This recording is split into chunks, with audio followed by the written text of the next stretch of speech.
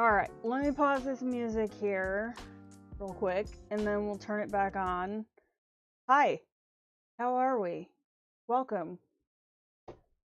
So, gosh, I feel like I'm all over the place today. We got a couple things that we're gonna do today. First thing that I'm going to do is, we're gonna start out, so, Ryan Colors is doing a community color, for February. And I know he's already got his palette picked out, and so I'm gonna work on picking out mine today. Hi Sonia, how are you? Welcome on in. Yeah, so I'm gonna start out with this. We're just gonna swatch these real quick on the test page in the back of the book. If I have a Tombow blender. I think I've got a blender here that's satisfactory. So, because I don't have a lot of space on my desk, what I kind of did was went through my Inktense pencils and just curated a few colors based off of my reference photo / color palette that I kind of have going. I have a vision in my head, but this is the image that Ryan's community selected for the month. The fish, and I've attempted to color this in a few of my other books, and I just never liked the way it came out. So hopefully this time I can make it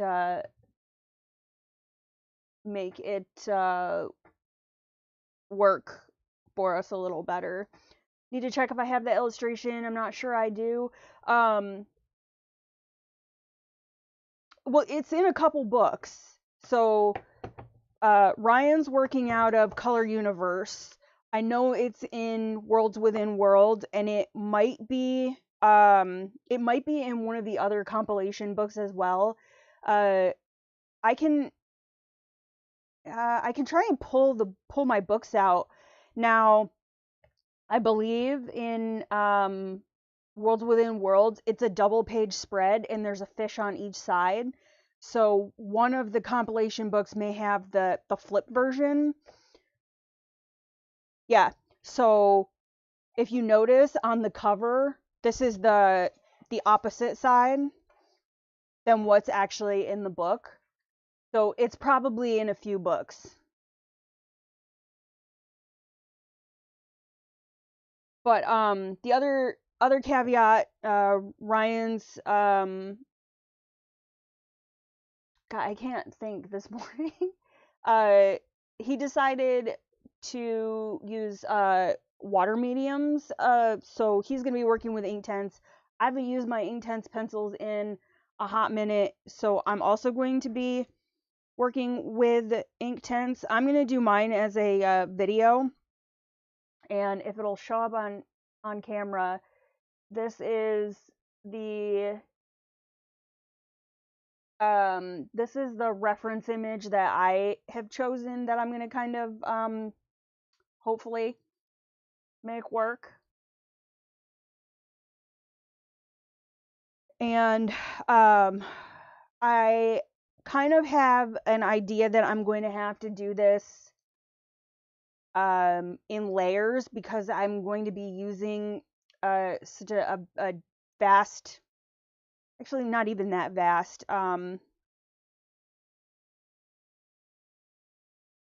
yeah, since I'm going to be using, purples and blues, and there's areas that I might not want them to overlap, I think what I may end up having to do is start with one color, activate it, make sure it's completely dry, and then go in with the next color and kind of work in layers. Thought I had Worlds Within Worlds, but I don't. Give me a minute, and I can pull a couple. Let me pull a couple books, and I'll see if I can find it in any of the other books.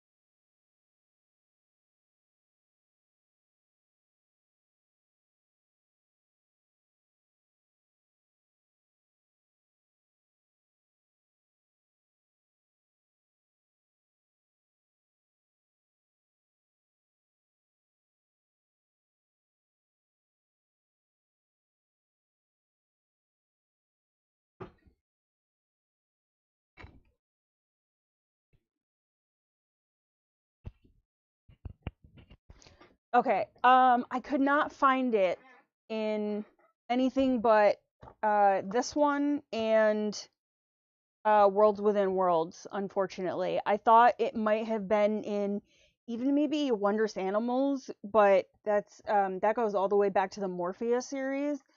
So there is a fish in that book, but it's not the fish. Fewer Kirby books than I think I do. Not allowed to buy anymore unless I complete a page somewhere. Is that a like a self-imposed rule, or is that a like partner rule?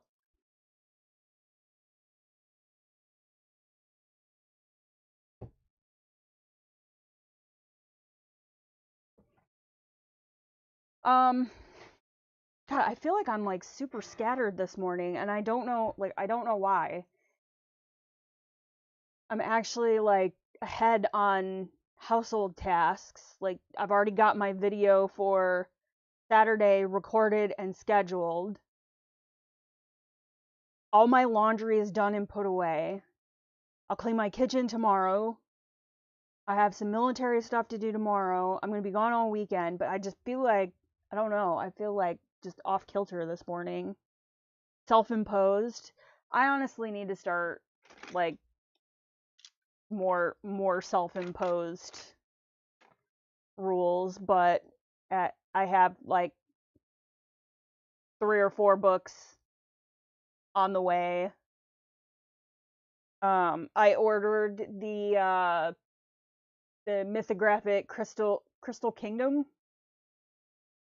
Yeah, the new one that just came out by one of their new artists, so that's coming. But yeah, so I don't want to leave this here with the giant glare on it, but I'll pull it back over every so often just so, you know, if more people come in so we can see what we're doing. So, I'm just going to find the test page in the back here. I thought there was a media page.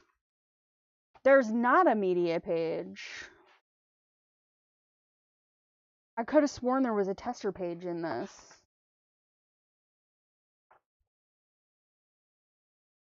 Productive the last couple days, and now I'm shattered at 3:40 p.m.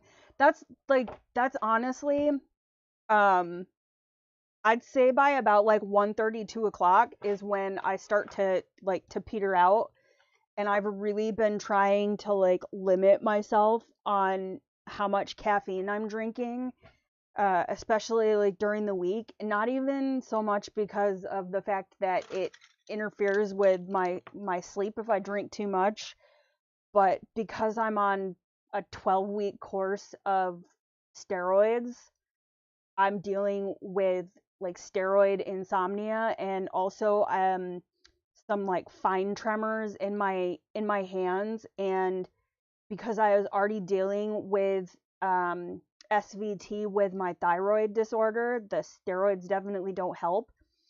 And so it's like one of those 6 to 1, half a dozen of the other, because on the flip side of that, I have found that that that that roid boost during the day is honestly like what's propelling me to get things done. So I'm trying to ignore all the crappy side effects and just say, hey, look, I'm being productive. But then there's also that anxiety part of me that is like, uh, what's going to happen when this 12-week course of medication is done? Am I going to crash and go back to like just, you know, the bone crushing thyroid fatigue? Because honestly, I don't know how I'm going to cope with that.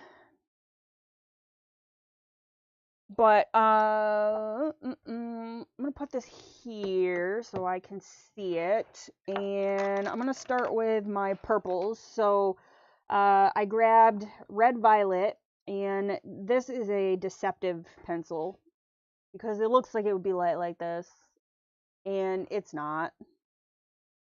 It's gonna be darker than this, so I may have to grab another pencil. This might be a little too dark for what I really want.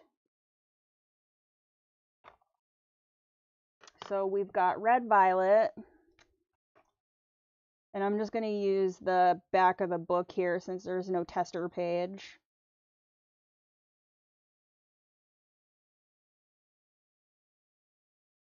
It's a little more purple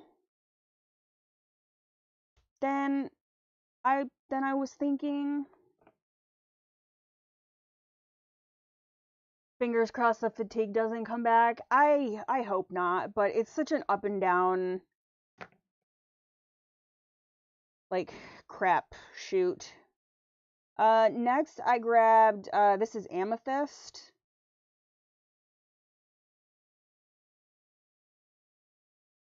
And these might be pretty similar colors, and just because I pulled these doesn't necessarily mean I'm going to end up using them. Once I actually start the image, I may find that it doesn't fit and I may have to change things up or grab a different color. So this is kind of just a loose. So yeah, this is a little more purple than I think out of these two, I probably should have labeled these. That would have been a smart thing to do. So this is the red Vi.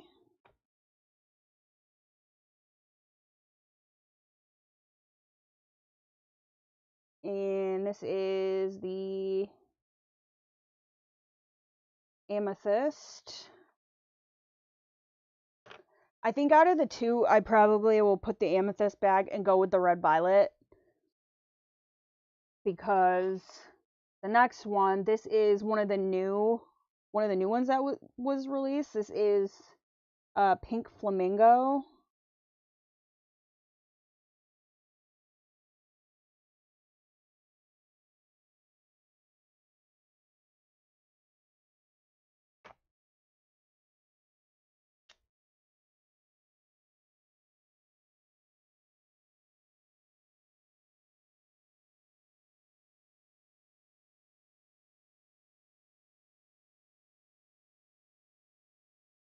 Yeah, I think the Red Violet and the Pink Flamingo go better together.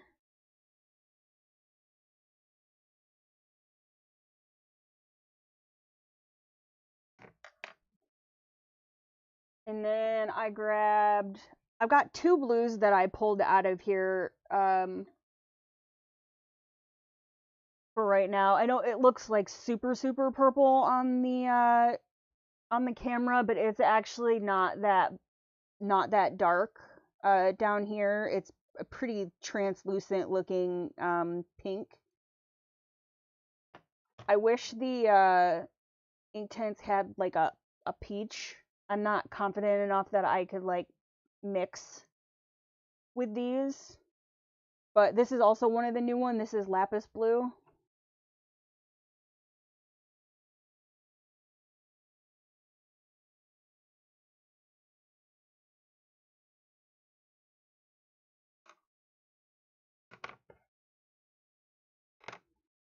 I'm hoping I'll have some time tomorrow to actually start recording some of this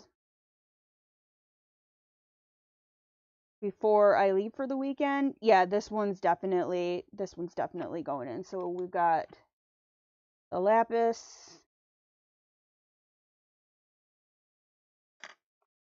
That one is definitely a keeper. Next, my favorite, since we know how much Queen loves indigo pencils. Although this might be a little dark. I'll probably hold on to it for the end and see if maybe there's any areas that I want to do some darker shading on. But this would probably be just to like accentuate.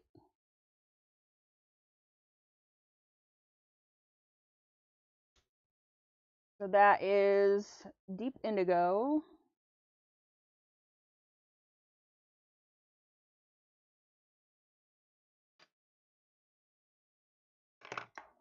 And then there's some areas in here that are definitely more of like a peachy pink, and I couldn't really find anything that fit, so I may end up, we'll test this out. I may end up overlapping.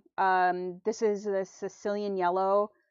I may end up trying to layer the Sicilian yellow in the pink flamingo. So let me put this over on this side as a maybe.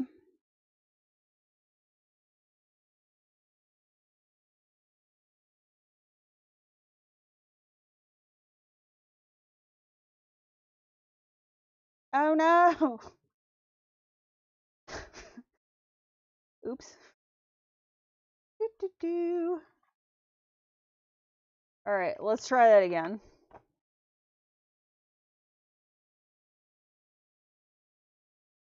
With a different blender pen. It's gonna be one of those days. Do I have a scrap? Ding ding.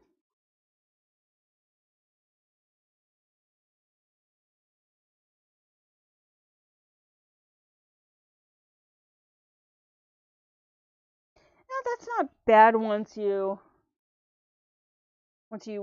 wash it out.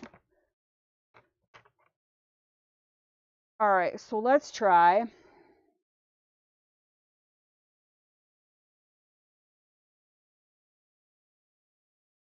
The pink flamingo and the Sicilian yellow and see what kind of hot mess we get.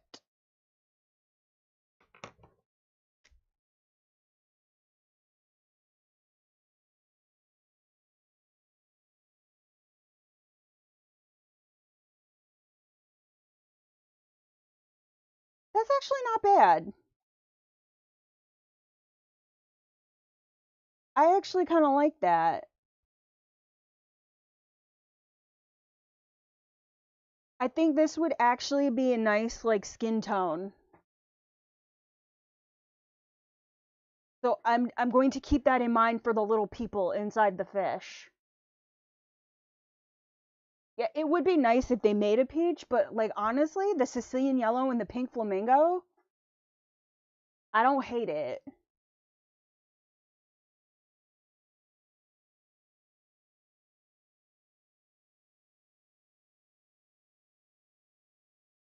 So I think I've decided, like, yeah, it would be great if they just like just mix those and put them in one pencil. So we're not going to go with the amethyst. And I may have to find another blue. And I'm thinking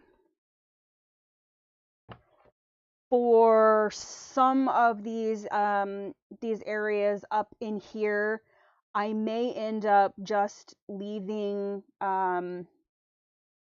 like these like open spaces. I may end up just leaving these white and using that as like my highlight, because in the image here we've got some they've got a little bit of that like that purple color in there, but I'm afraid I won't be able to get it a light enough wash. So I may end up just leaving some of these areas through here white. Need to put the new Inktense pencils on your wish list. I wonder if God, where did I get mine? I can't remember if it was Cult Pens or Jackson's, that when they first came out and everybody was like, well, why isn't there a bundle? Why didn't you guys put them out in a set? Like, now I gotta buy like all of them, you know, individually. And so it was one of those sites, either Jackson's or Cult Pens or something, that actually created their own little like roll. Ooh. And sold them like as a bundle for a little bit cheaper. Was it Cult Pens? I think you're right. Yeah, they put them in a little roll. Okay, so I think I'm satisfied with my color choices for this project. So as I shift things around on my desk and you guys get to listen to my chair creak, I'm hoping I get to start actually working on this tomorrow. So they still do the set. Nice. Yeah, there's some fun colors. There's some areas that I wish that they, like, I mean, I know they know how to make a peach. They've got like a billion different like pencil sets. Some of them have peach in it. Like, I'm not sure why they didn't do that with these.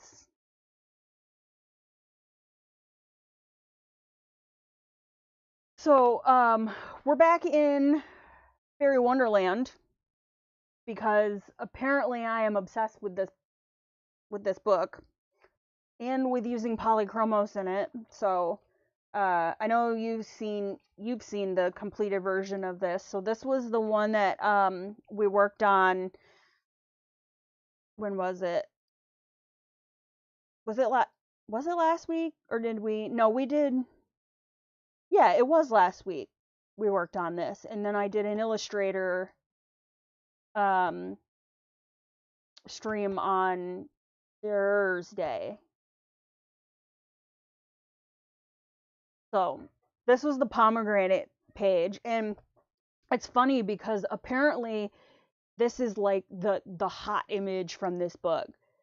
So I was watching Lucy Just Adds Color. She had a little like haul video that she put out yesterday, and she just got this book, and this was like the first image that she commented on, and then there was a bunch of people in the comments that were like, as soon as I saw the fairy and the pomegranate, that, like, I was sold on that book. And then there were people posting that are trying to plan their color palettes out for it, and actually it was in Lucy's Facebook group. Somebody posted this morning that they were working on this. So this is apparently a popular image.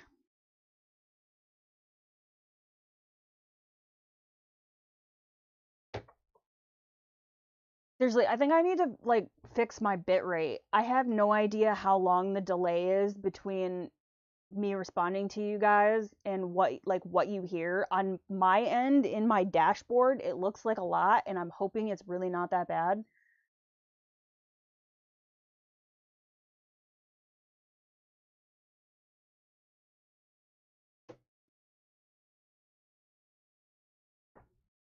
I'm gonna try and turn my overhead light off here and see if maybe that.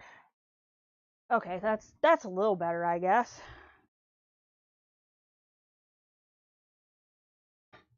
But yeah, so super cute, and yours turned out pretty. Thank you. I appreciate that. I'm interested to see what other people come up with for theirs.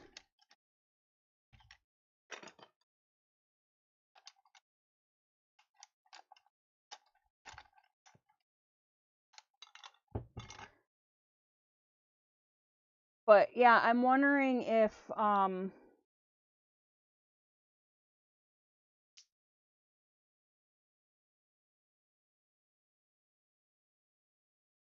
I up my bit rate, but I can't do that while I'm live, so.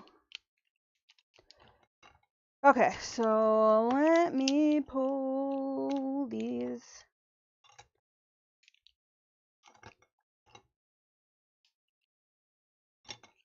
Ah.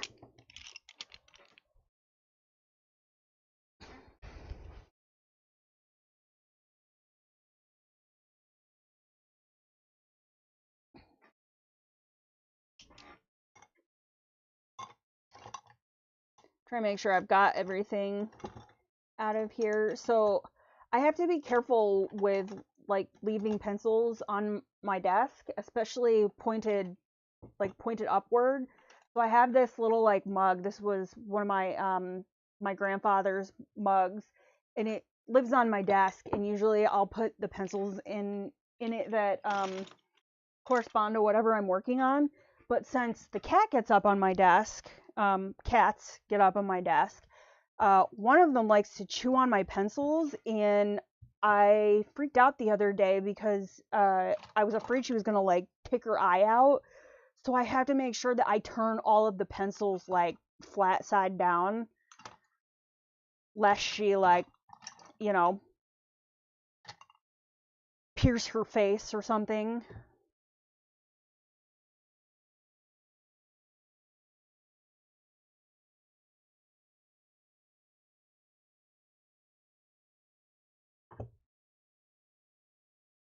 I'm gonna do something else real quick. I'm gonna try something. Let me mute this tab, view my channel.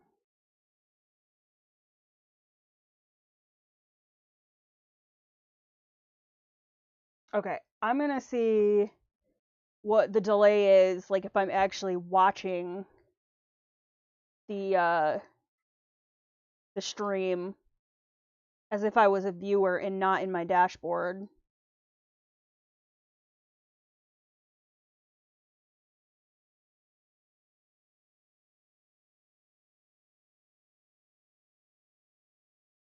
Okay, that's not too bad. She's just, oh my goodness. I was worried that that she had actually like hurt herself. So not that I want her on my table, but sometimes when you're out in the kitchen and you're doing stuff, she'll come out and she'll jump up on the table. And I was, putting dishes away, and she came in, and she got up on the table, and then she was trying to stand on the back of one of the kitchen chairs, and the kitten, obviously, because she is a very different body type and much more agile, she can walk across the back of the chairs with no issues. Well, Esther is a little bit chunky, and I literally watched her tumble. Like, she rolled from the standing on the table with her feet on the back of the chair onto the seat of the chair and then to the floor. And it was literally like something out of a cartoon. It happened in like slow motion. Like, there was nothing I could do to stop it. And it was like, as she was going, she tried to slow herself down, and then she managed to land on her feet. And I'm like, oh my God, are you okay? And I'm trying to like pick her up, and she hopped back up in the chair and back up on the table like nothing. And I just, uh,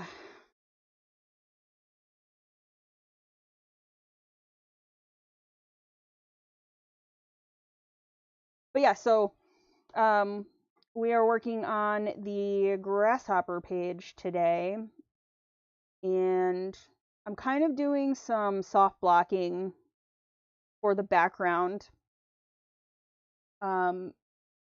because I need to figure out how far out I want my lantern lights to go, and if I just kind of soft block my base colors, and if I need to erase anything back, then I can. And also the tone of the background is kind of going to influence some of my shading on other areas, so that is where I'm at right now.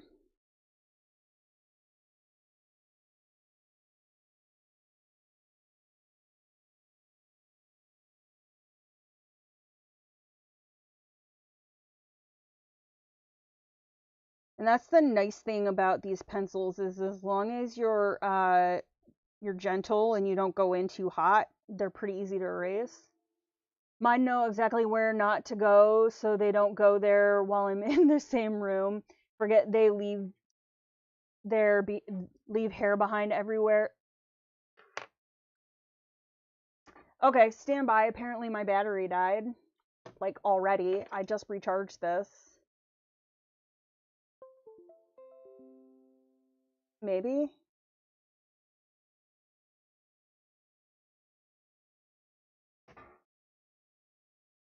Okay, my battery didn't die. I don't know what happened.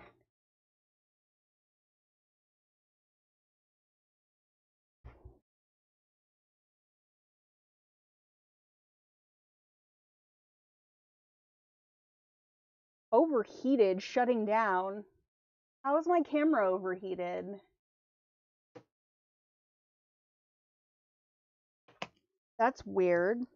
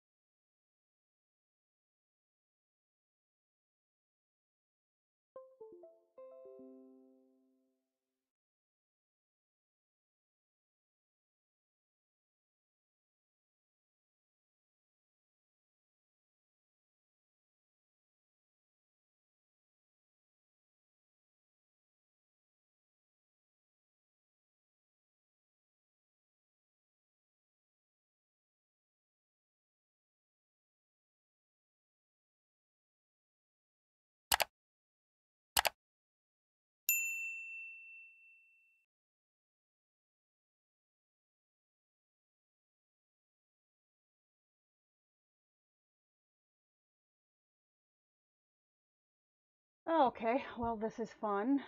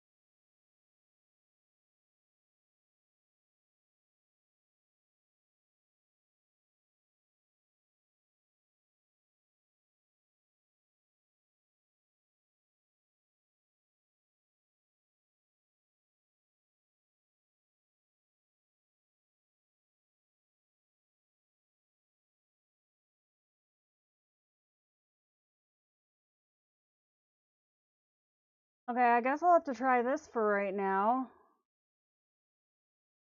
See if maybe I can clean it up a little bit.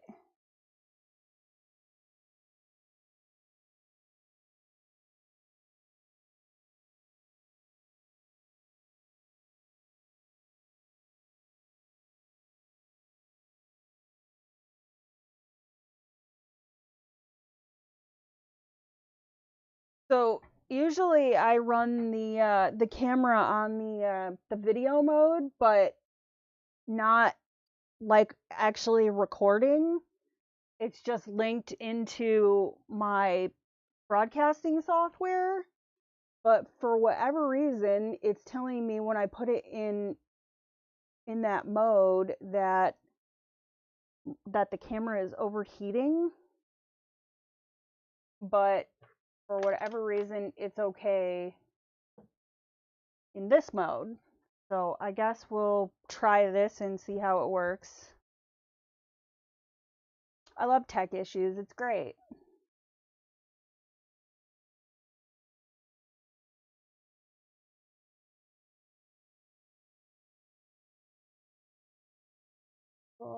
Touch shutter disabled.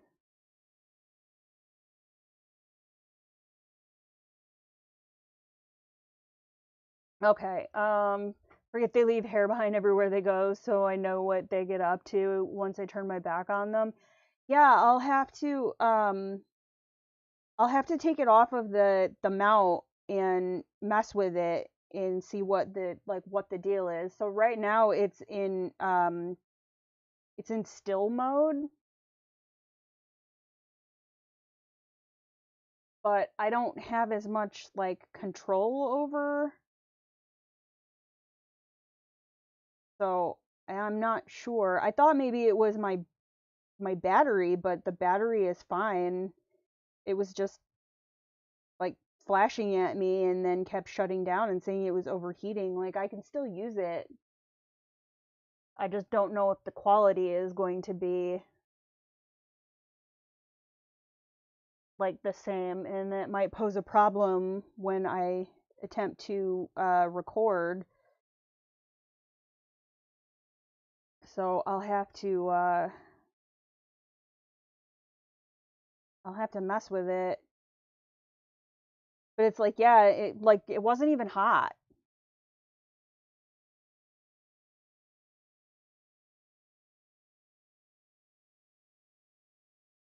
No, see, now I'm all flustered.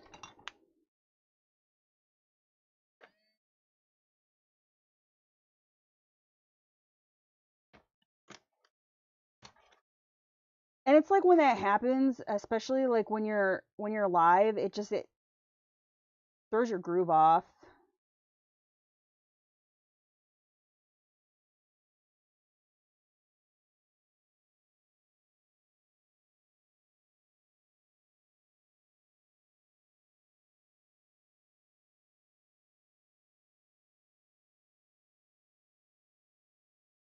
So I think these bubbles, I'm probably going to go in with a white paint pen at the end and um outline them.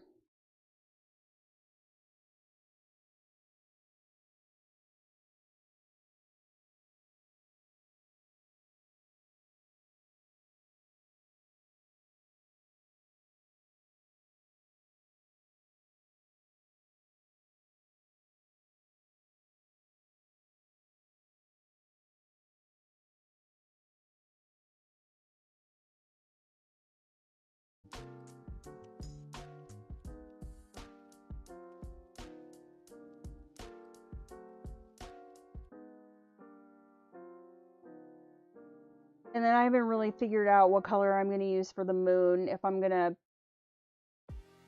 to go with like gray for the inside. I'm not going to color the whole thing.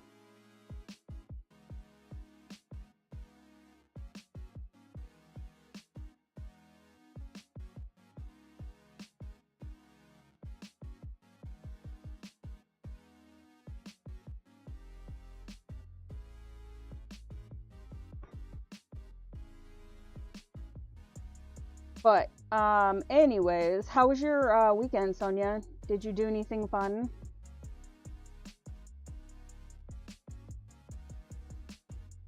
I cleaned and then worked on content stuff for the next few weeks.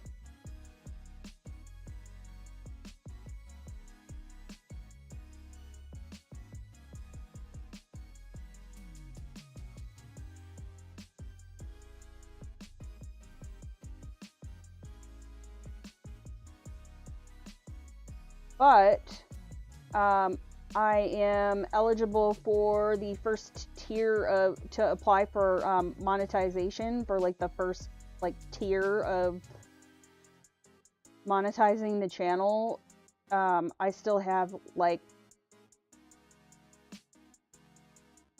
900 watch hours to hit the 4,000 though, so I think I'm gonna just keep plugging along, and when I hit 3,500 watch hours, then I'll probably try and apply. I just feel like metrics wise right now, I have like 1 or 2 videos, one in particular that is like always at the top of my list of like most watched. And I know that there have been some other people that said that YouTube is kind of like, well, we don't want all your numbers to come from one video. So I'm trying to figure out like how to replicate that in other videos. Nothing special. Weekend was a bit rainy and miserable. It was kind of miserable here too. Like snowy and gross and cold and...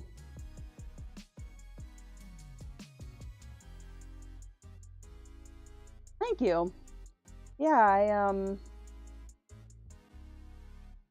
it's just, I don't know, it's... So, I'm trying a couple different things, and I'm gonna give it a couple more weeks before I actually apply for it.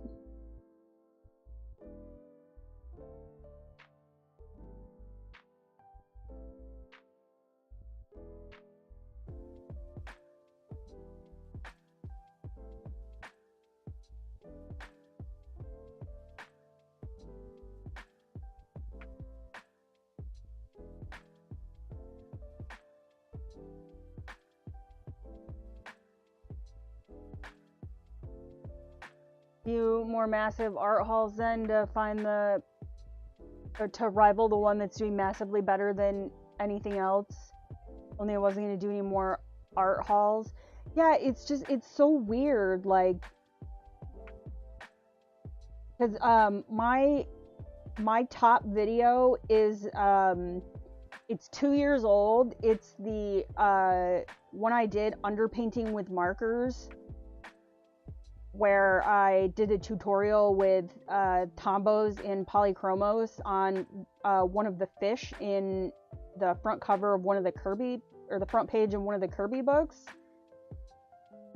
And it is always at the top of like my like list, but I can't replicate it. I even tried to do a similar video and use the same like keywords that I used for that. I don't know how to replicate that one.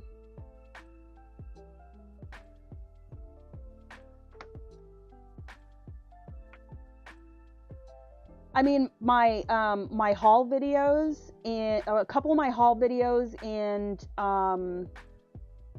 a couple swatching reviews of like new product videos are also like up there. But yeah, I get where you're coming from, because then it's like, oh well, you know, people like to see stuff, so now I just have to keep buying stuff.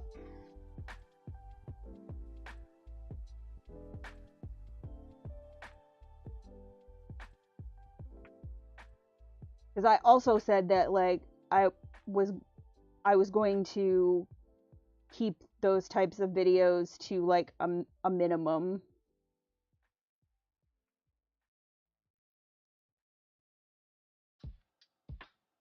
Because then it's like, even if I did that just to get monetized, then I feel like if I stop doing those types of videos once I'm monetized, and I start going back to tutorials, and people are gonna you know, just be like, oh, well, you know, it's not a haul, and I can't afford that.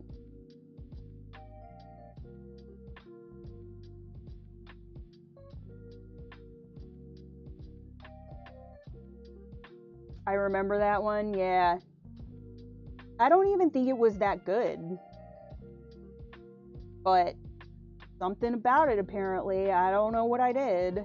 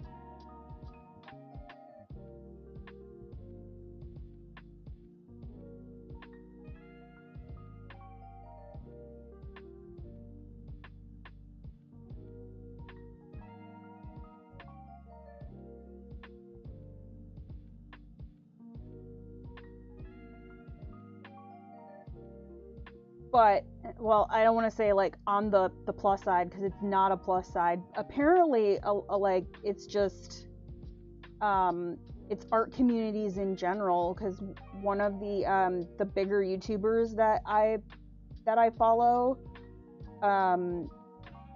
he posted on his community tab asking if people could like see what like what he was sharing, because his reach on his past like few things that he's put out has been like horrible, and it's like it's the same content that he usually like. It's a revival of a series that he's done like in the past that was ridiculously popular, but it just that there's no satisfying the YouTube algorithm, apparently. So it's like across the art community, I guess.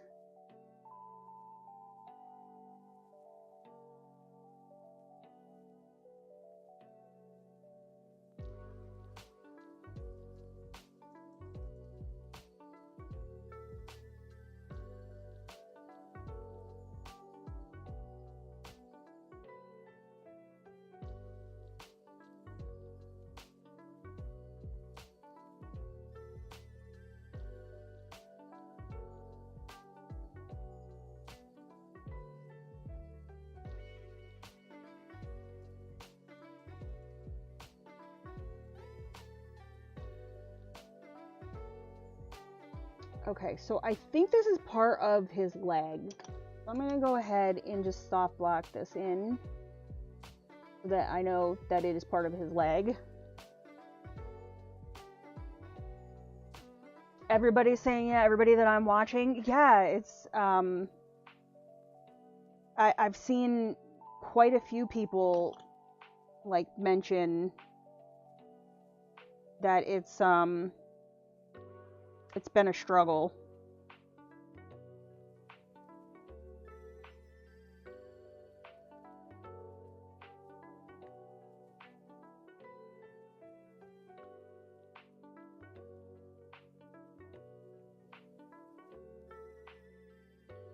Well, this is getting colored purple because it looks like it's in between the leaves, or in between these blades of grass. I might have to make an educated guess on what is background.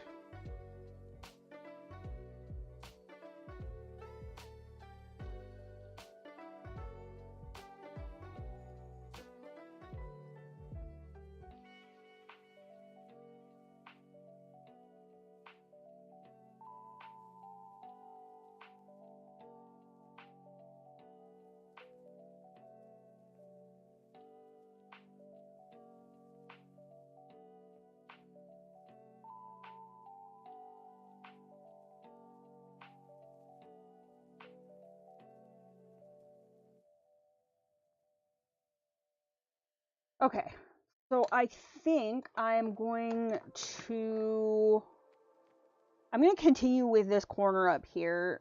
And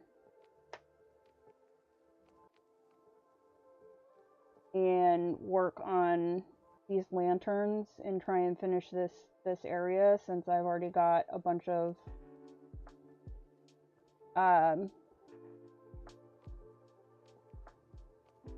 this blocked in. So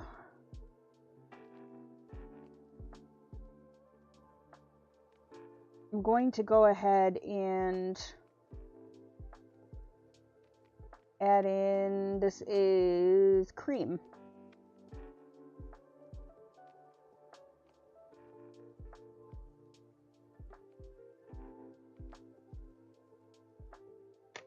And then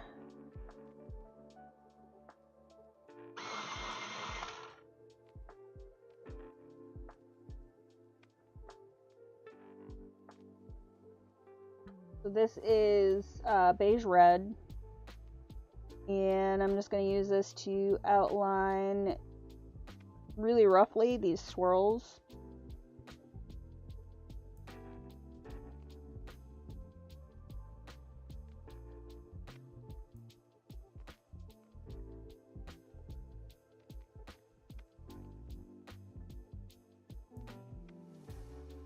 Oh, I think I'm going to do the column marker swatching for next Tuesday's stream. And then I'll pick an image to use them on, and we'll just we'll do that for next week. I think that will be pretty low key. It shouldn't take super long to swatch. And then we can still get some coloring in.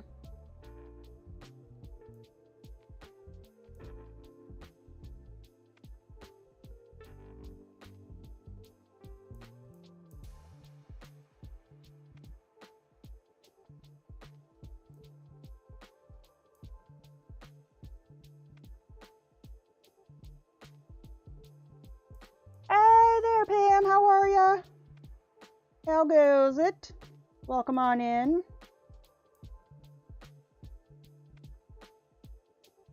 We're working in Fairy Wonderland today. Thumbs up and shared. Thank you so much. I appreciate that. How's your day going?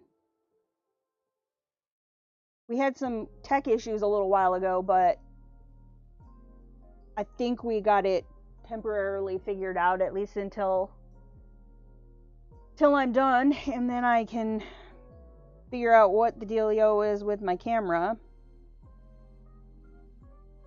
And then we picked out our color palette for Ryan's community color. So hopefully I can start working on that.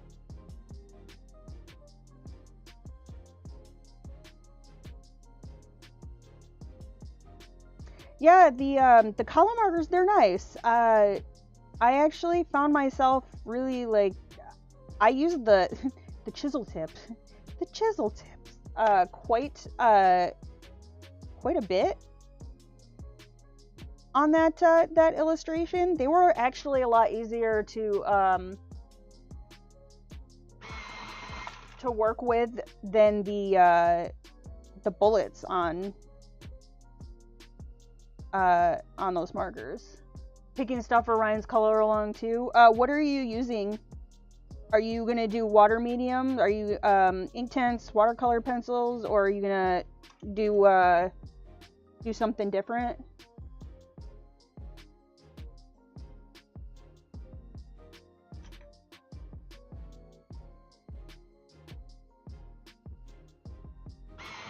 Still picking which medium? Yeah, I think well, not think, I am. Yeah, I'm gonna go with the Inktense. I haven't used my Inktense in forever, so I feel like they deserve some love.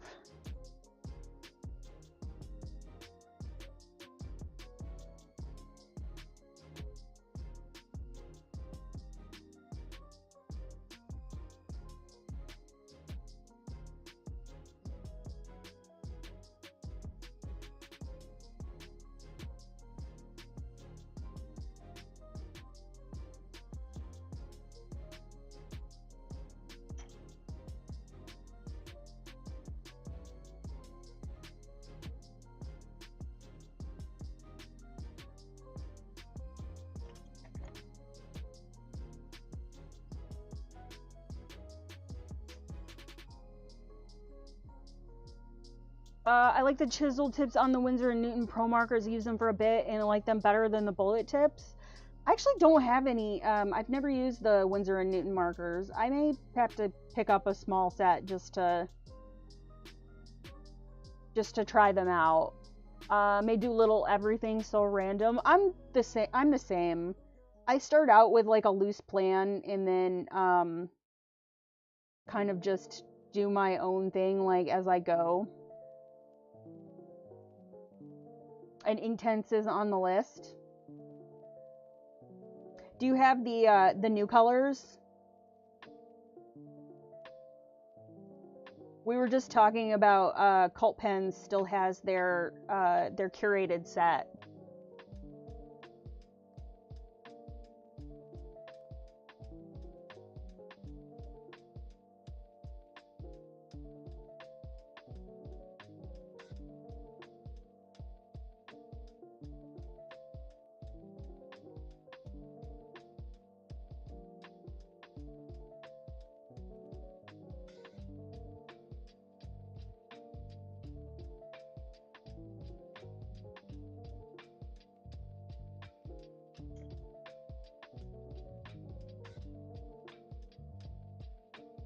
Don't have the new colors, but have about 50 of them.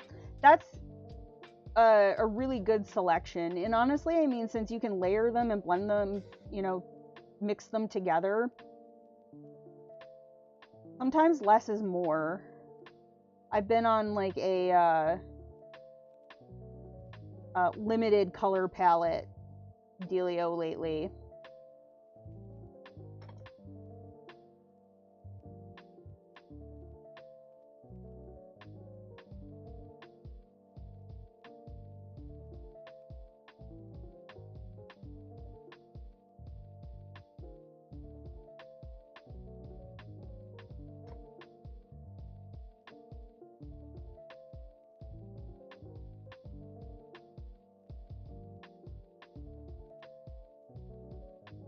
Get a couple every month and get the new ones at one at a time when you get to 72. That's kind of what I've been doing with my Copic markers.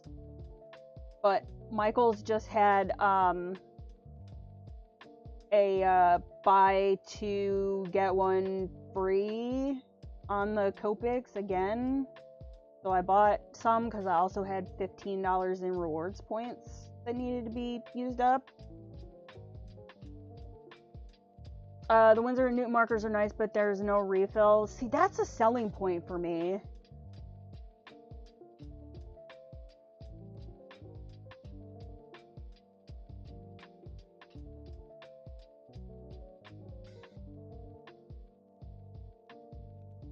Like, especially with the competition, you know, like... once you get the hang of it, mixing with Inktense is actually not too bad.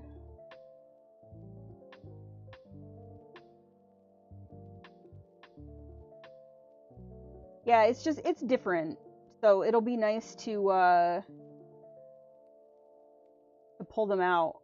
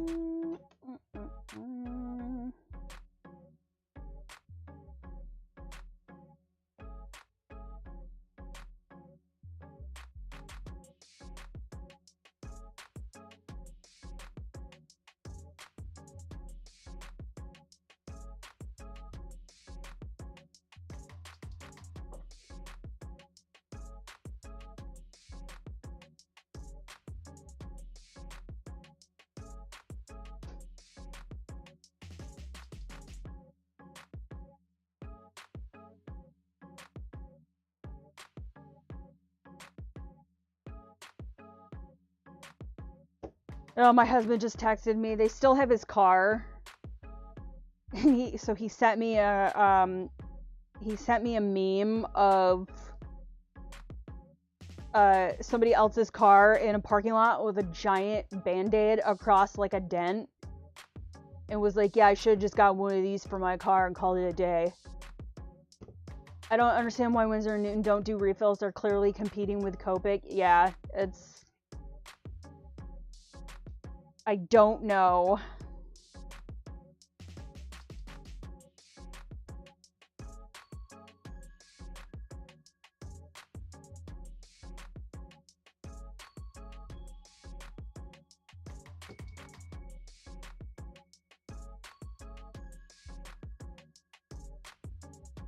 That, and people are commenting on my post on Facebook about my kid.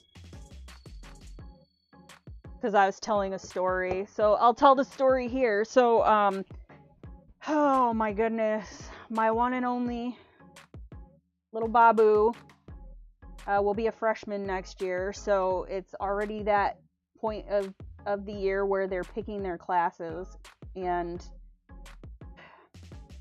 my kid is very smart. He is witty, and just the things that come out of his mouth sometimes, I was dumber than a box of rocks at that age. But he is also a bare minimum kid. Unless, of course, it comes to video games or something that he is, you know, super interested in. And so he was filling out his dream sheet for his classes next year. And he's like, I picked regular history, but for whatever reason it defaulted to advanced placement history. And I said, so take take AP history. Like, you come home and you tell me stories about how much you enjoy that class and you like your teacher and yada yada. He's like, well, I do like that class, but and I'm like, so what is it? Like, you just don't want to take it because it's extra work, right? And he's like, well, yeah. He's like, it's a lot of extra work. And I was like, well, it's also, you get high school credit and college credit, and then it'll be one less course that you have to take in high school, and potentially one less course you have to take if you decide that you're going to go to college. He's like, well, and so, he came home the other day and showed me his schedule, and I said, oh, they convinced you to take AP history, huh? And he's like, well, I had regular history on there, but my history teacher was like, no, you need to take AP history. She's like, you'd be really good at that. So I'm like, okay.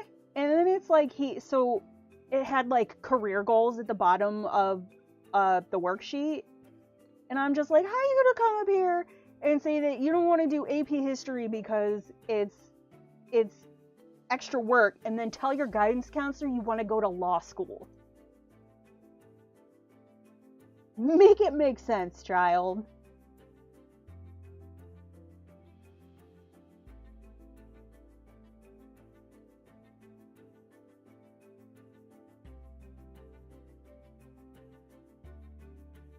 And the thing is, like, he would make a damn good lawyer because that kid can argue. It's just the work to get there.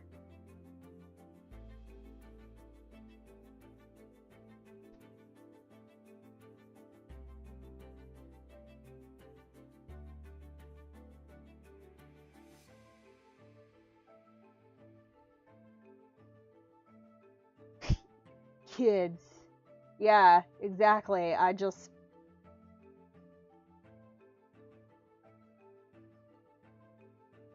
don't understand you.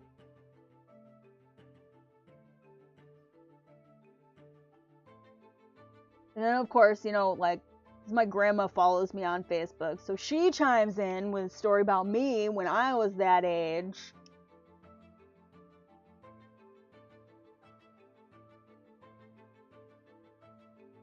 Not the same thing.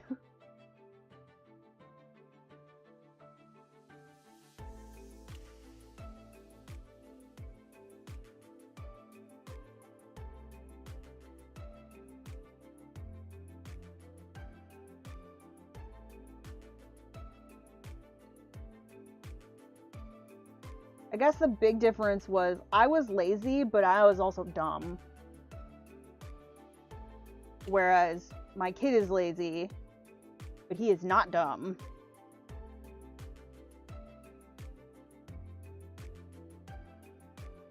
He's like my sister. He can get away with doing the bare minimum and still get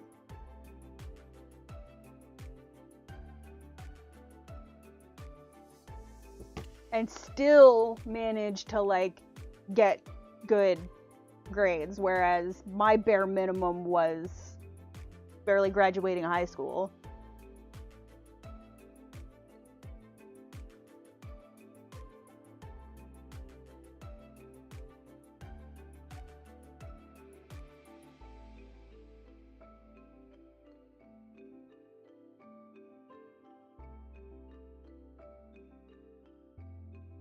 But you know what? I took a different path, and now here I am 20 years later, about ready to retire from the military.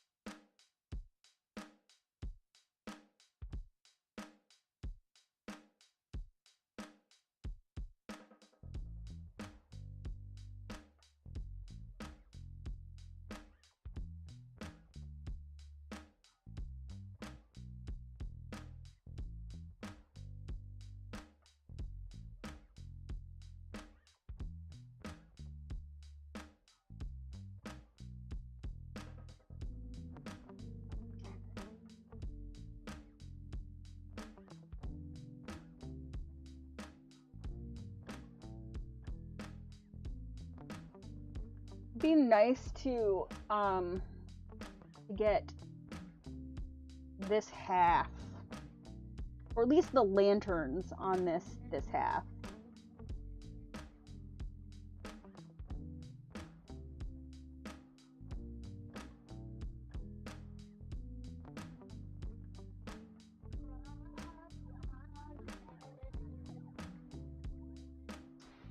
How long do I have left until retirement?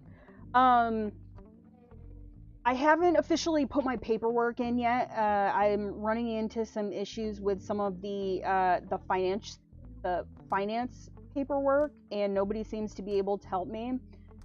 So I left active duty under a program called Foreshaping. Basically, there was too many people in my career field in my my rank, and because I'd been in for about 10 years, I was offered the opportunity to voluntarily terminate my contract early for a pretty sizable lump of money. And you know, based on my life at that point, I took it. I was like, sure, heck yeah, because it was either volunteer for more money, or if they didn't get the numbers that they needed, they would start involuntarily picking people, and it would be for less money. So rather than leave my fate in the Air Force's hands, I took the opportunity, and you know, it was enough to get us started. And then in the out processing process, the reserves offered me a bonus, and I said, sure, why not? That way I could at least finish my career in some form or fashion. But what they don't tell you is that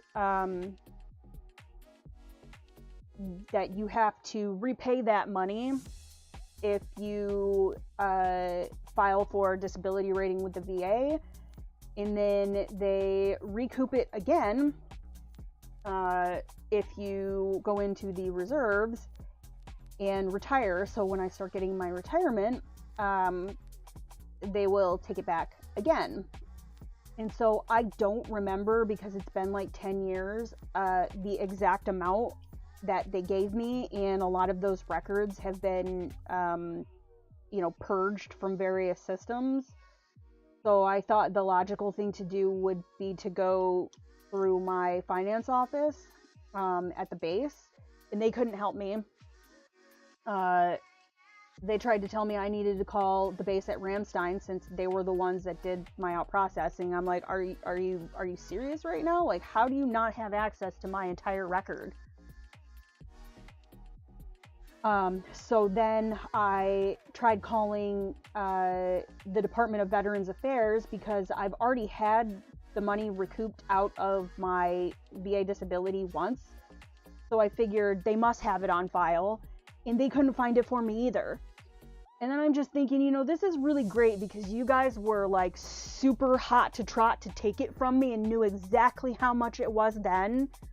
And you'll be super hot to trot to take it for me when I get my retirement pay, but you can't tell me like how much it is now. So like I kind of need it for my finance paperwork. Like I don't know what else to do. But long story short, I hit 20 years in March, so technically I could punch the clock then. And I'm also on a medical deferment for my thyroid condition. So really, if they wanted to like just punt me, they could. And honestly, if I can get to March, then after that, anything they do to me, I'll just retire. I would like to finish my contract because then I'll have one more annual tour and it'll be a couple $1,000s that I can just, you know, throw towards my car. But if I go to the end of my contract, it would be September. Hi, Mrs. French. Have to catch up on the video later. This is a pretty page. If you're still here, hi. Thank you for stopping in. Appreciate you. But yeah, it's like, it's been a giant pain in the butt. Like, I didn't realize that applying for retirement was going to be this, like, big of a deal.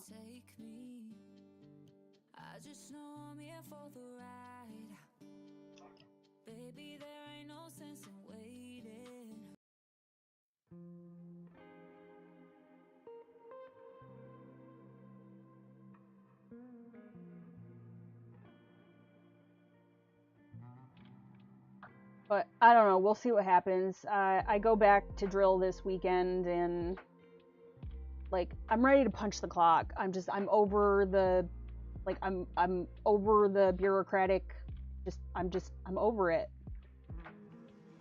On one hand, on the other, it is a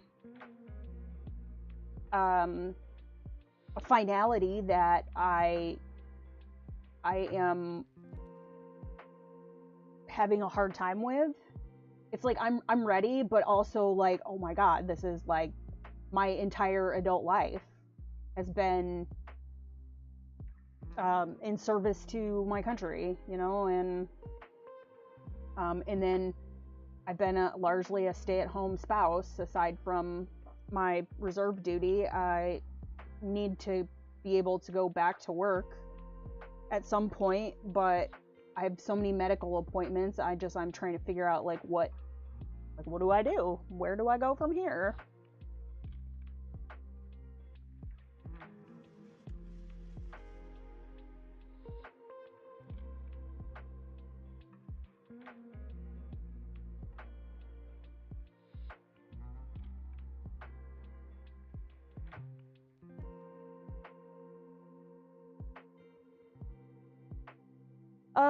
Here's saying, did you choose your colors for the Kerby color along? Soft chosen. Yes, I did. Do I still have? We did, I did that at the beginning of the stream. So right now I've narrowed it down to, what did we say? We were getting rid of the amethyst, right? Yeah, we were getting rid of the amethyst. So right now I've narrowed it down to red violet, Sicilian yellow, deep indigo, pink flamingo, and lapis blue. And let me pull up my... And so this was my reference photo that I'm working off of, or that I will be working off of. So I have a couple pencils in mind, and it may change once I actually like get in there and start working on it.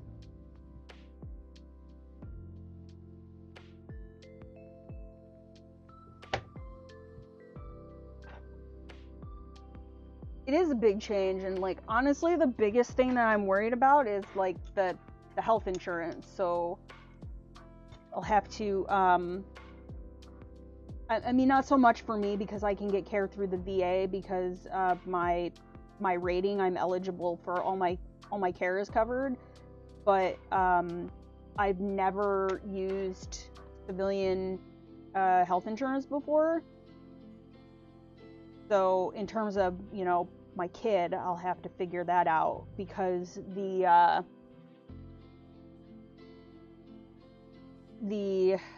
TRICARE retired reserve plan for families is, last time I looked, $1,300 a month. Like right now I pay $230 for Reserve Select, and it as a retiree, $1,300 a month. That's more than my mortgage. And I don't even get my retirement until I turn 60. Like legit, I don't think that would even like my retirement check wouldn't even cover that as a 20-year master sergeant.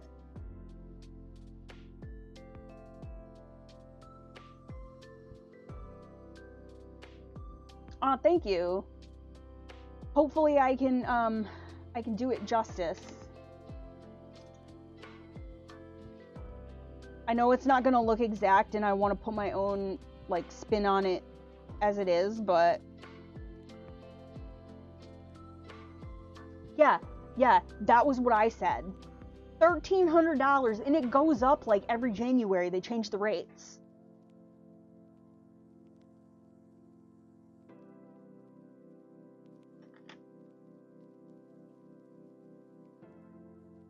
Pay that for 3 people per year. Yeah, it's insanity. And then the only other retired reserve plan that's out there, I'm not even eligible for until I turn 60.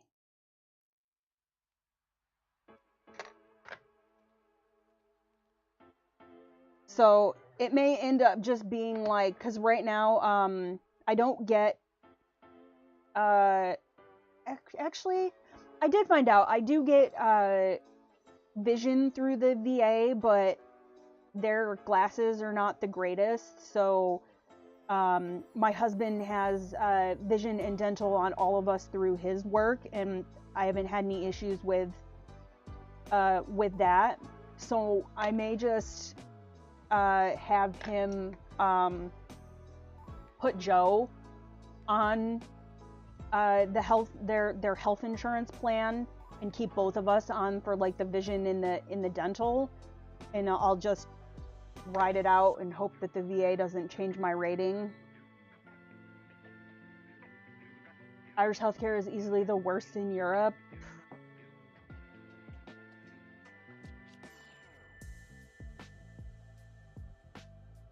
I just don't get it.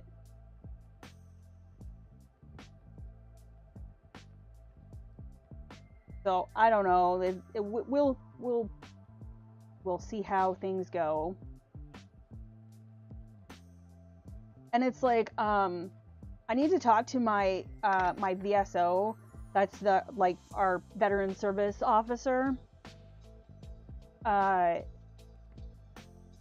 Because I should be eligible to file to have my thyroid condition rated as a disability because, one, I was activated when I was diagnosed. I was deployed when they found it, and my reserve unit did what's called a line of duty determination, which basically, because I'm a reservist, if something happens to me while I'm activated, they determine whether or not it's considered in the line of duty, and they approved it and offered to compensate me for it. my concern is that apparently the VA treats hyperthyroidism different than hypothyroidism. And because my primary diagnosis is Graves' disease, it's an autoimmune disease that causes hyperthyroidism, they evaluate you for 6 months and then reevaluate you. And when they reevaluate you, they rate any like lingering like conditions that it causes. And my concern is, because I've heard from other people that have had this done, is that they will try and lump that into other conditions that I'm already rated for, and that it could change my my overall rating, and that would be bad. And so somebody had said that there's like a magic number of like years that you've had your rating before they kind of like leave you alone. But because I am on the burn pit registry, I was hoping that I could file it as a PACT Act claim, but I'm not sure that I will be able to. So I need to talk to somebody, because yeah, if my rating drops below 50%, then I lose my full health coverage. And that would be bad. Considering that like my thyroid condition is a long, like it's a lifelong problem. And I'm either going to end up on medication to regulate my I'm trying to figure out how to explain this.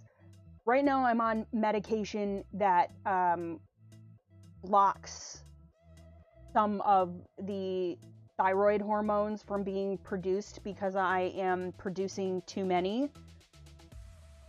And my options are continue on medication, hope that I go into remission, hope that if I go into remission that I stay in remission. I'm not a candidate for radioactive iodine therapy because I also have thyroid eye disease, and RAI can make that worse. So then if it comes back, if I go into remission and it comes back, my only other option would be to have my thyroid removed, and then I'm going to end up on medication for life anyways, because then I would need supplemental thyroid hormones because I wouldn't have a thyroid anymore. So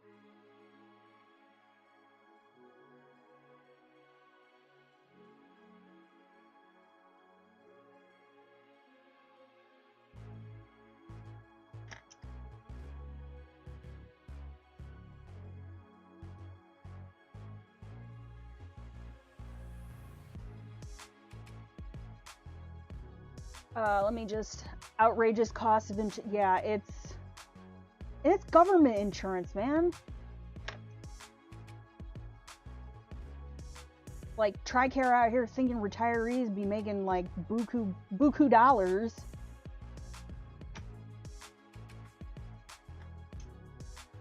Where is my Mo pencil?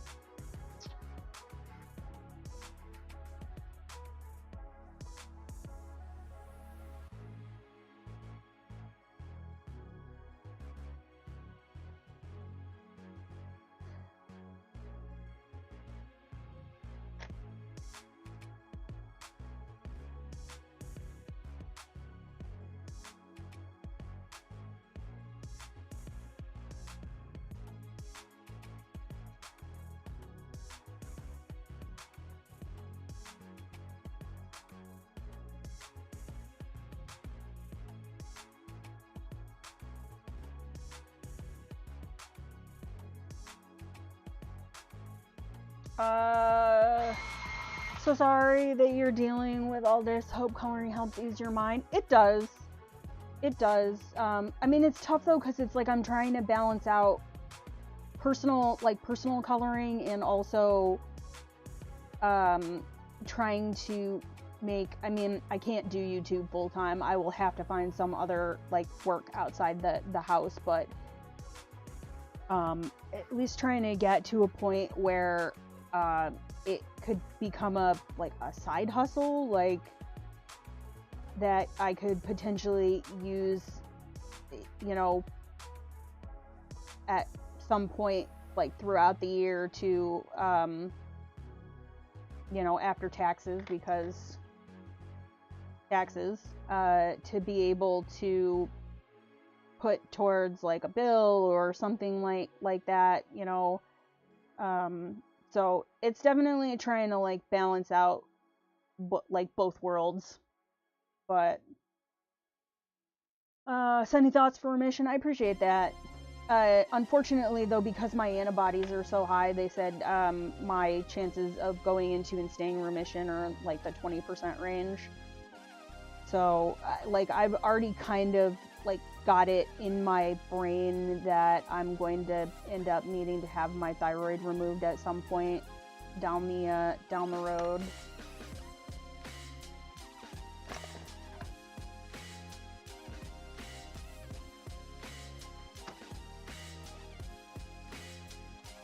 The music's not too loud, is it? It sounds super loud coming through my headphones, but it doesn't look like it's overpowering me in OBS, so.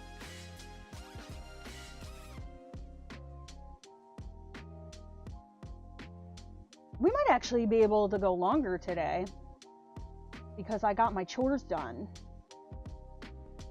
But I will probably here in a few minutes, another 5 minutes or so, take a little break and go feed the kitty her lunch.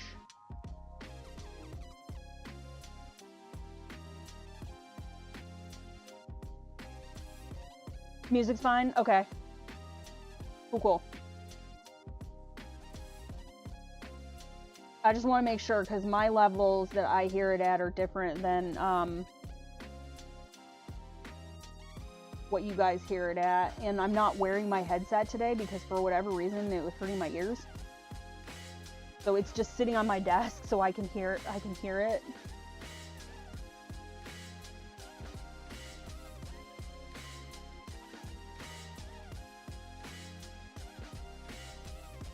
Like, hear the music.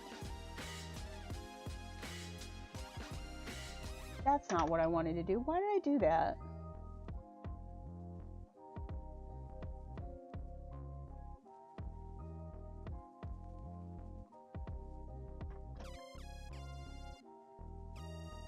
But yeah, I think I should be able to run for a little longer today. My battery seems to be holding out.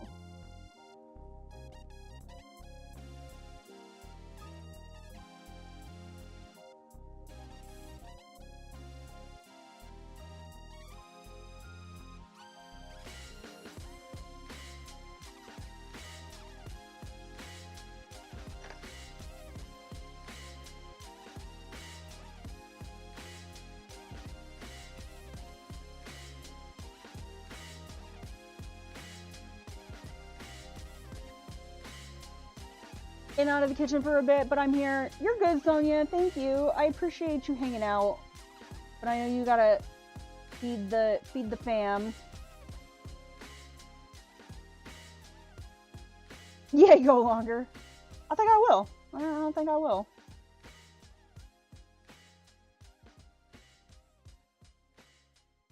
I think I'll finish up this lantern though, and then I'll take a 5.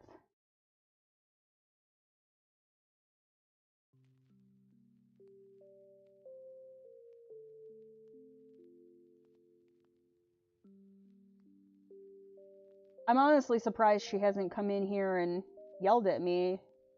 It's actually past Lorna lunchtime, but they've all been like super lazy today. I don't know what they were up burning the midnight oil last night, but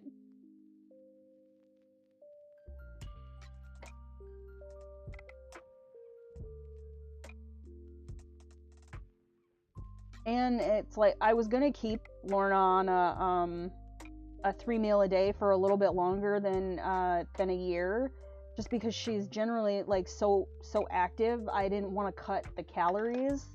I feel like she's about 8 pounds. She'll be a year old in March, but she's just a very like petite, like in terms of weight, but she's very long, very agile, loves to climb, loves to run, loves to jump.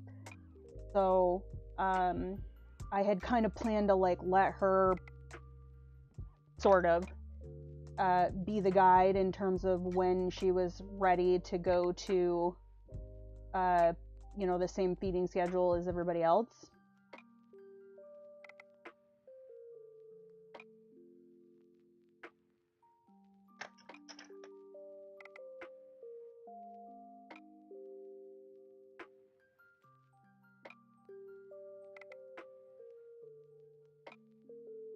Trying to add some variety to these lanterns so they don't all look like exactly the same.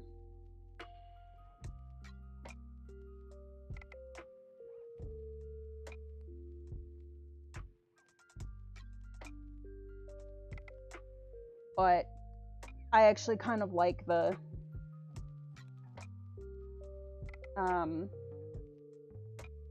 I don't know. I feel like they've got a sameness but also some variety to them, so.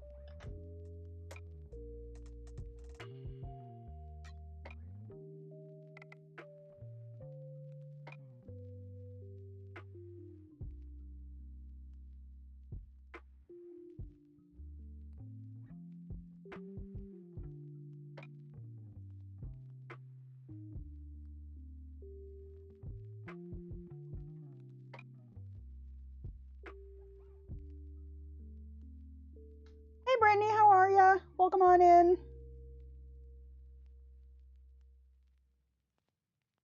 Thank you, Mrs. French. Appreciate that. What type of dog? Oh, cat. I have 4 cats.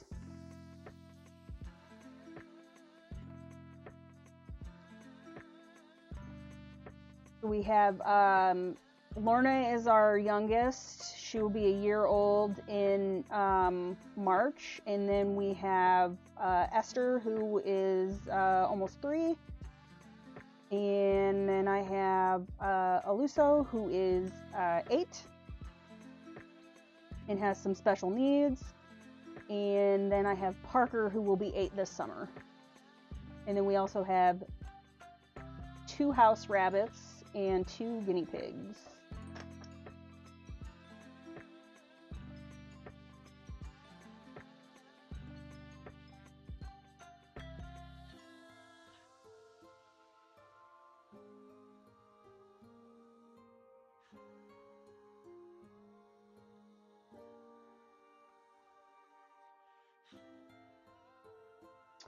And for those just coming in, I am working in Fairy Wonderland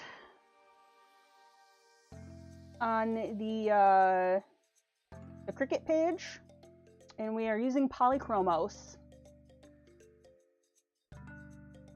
Actually, I knew that, I forgot. No, it's all good. I have like a million animals, so I don't expect anybody to keep track. Sometimes I feel like I can't keep track.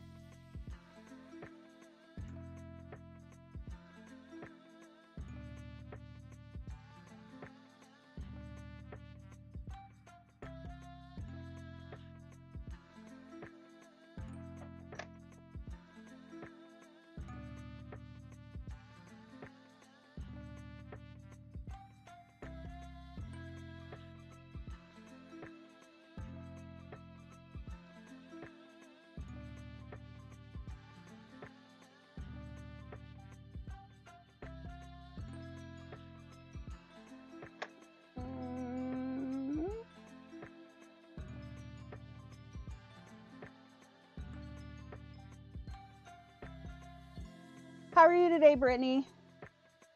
How's your day going?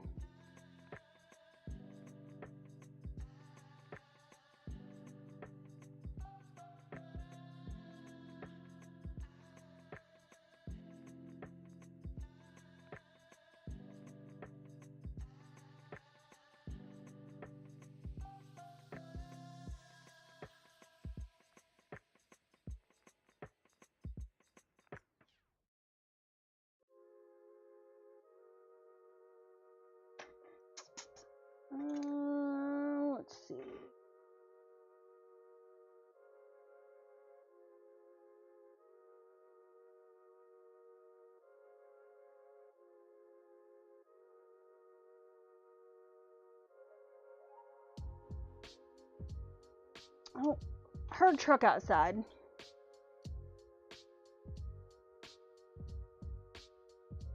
Maybe it's the Amazon truck bringing me some good news.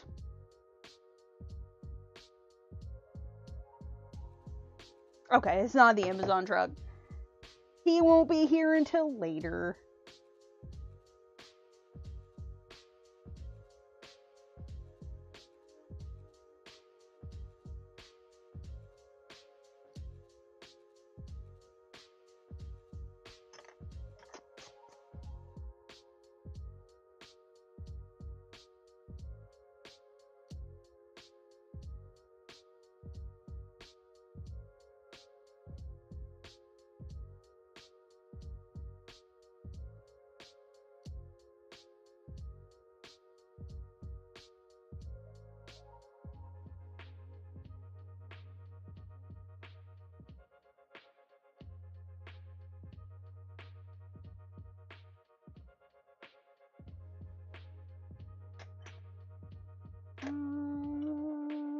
We'll go with this one.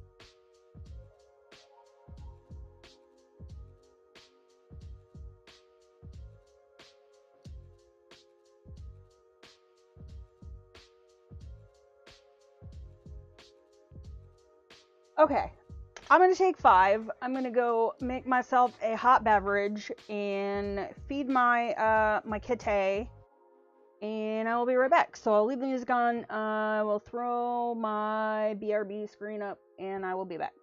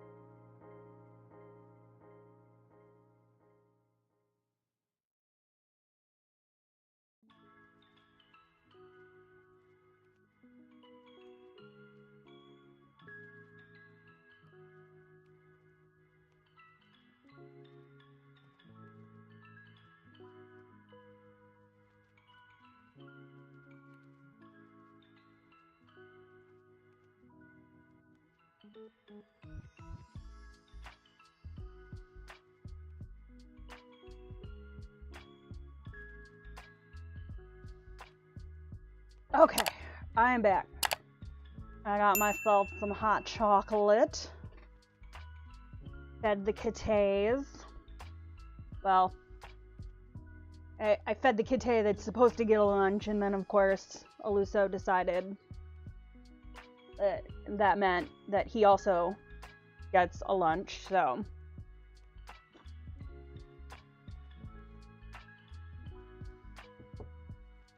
I'm gonna have to get some more of these hot chocolate pods, because this is helping me to not drink an extra cup of coffee.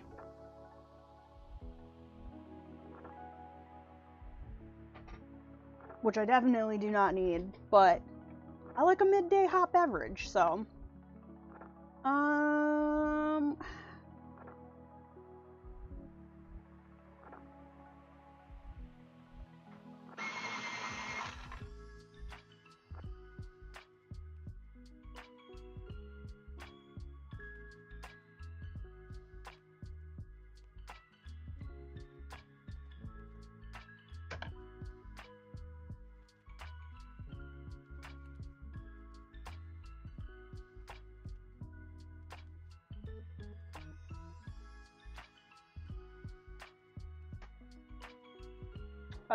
Sashmar, my Maine Coon mix cat, is playing with one of two of his favorite toys since I put them on the floor.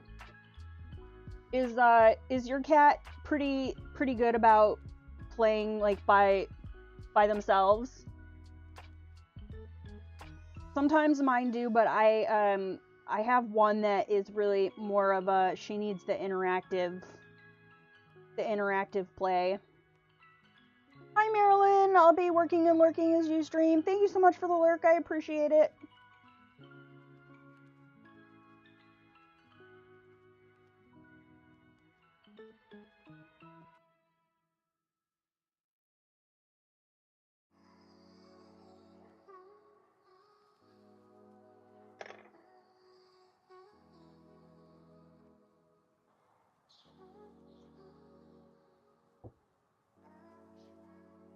And then I have one that is a very angry player. There are a lot of noises when he plays, and sometimes it's hard to determine, like, are you playing or are you, like, am I angering you? But we don't think he came from a very good previous life, so.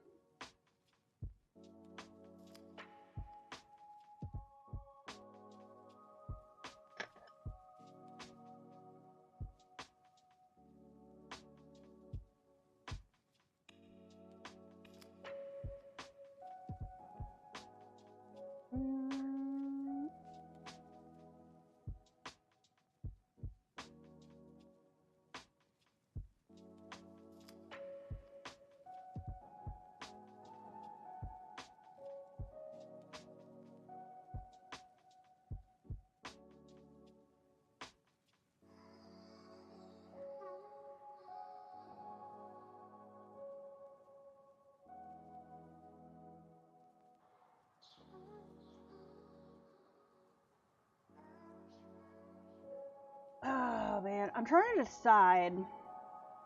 Might need to pull up a couple reference photos. Whether or not I want to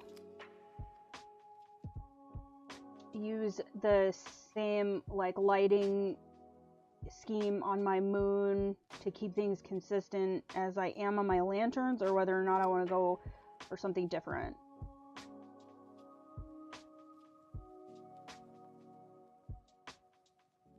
But that's okay, I don't need to figure that out right now.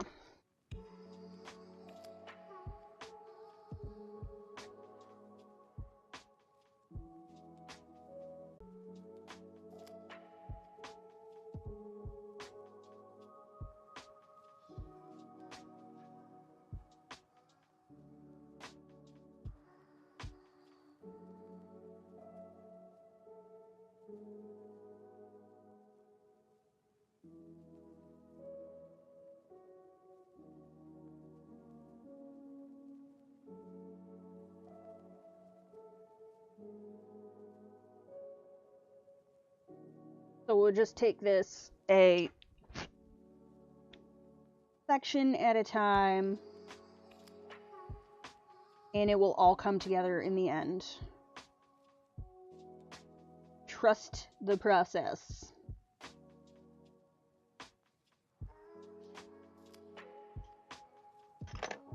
Oh no.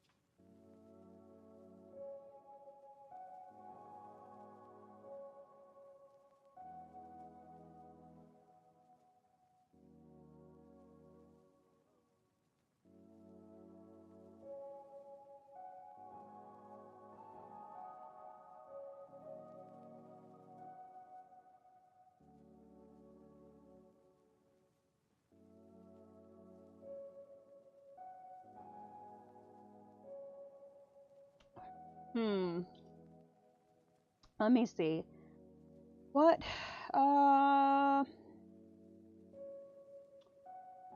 else is there to talk about? I go back to drill this weekend.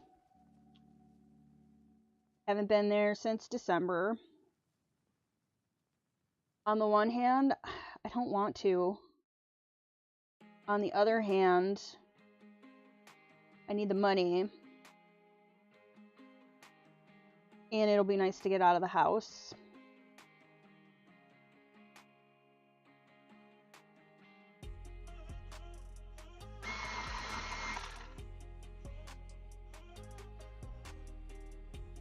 But then also, I don't want to.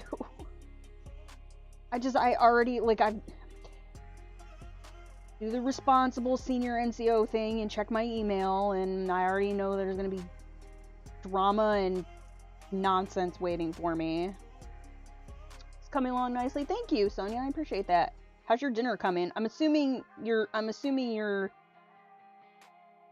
at dinner prep.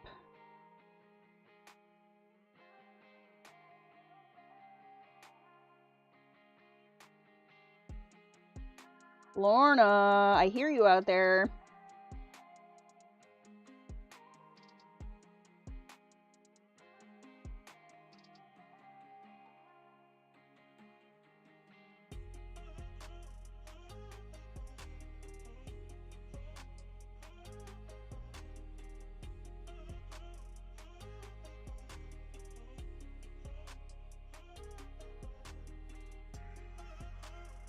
I am indeed prepping dinner. What are you making for dinner?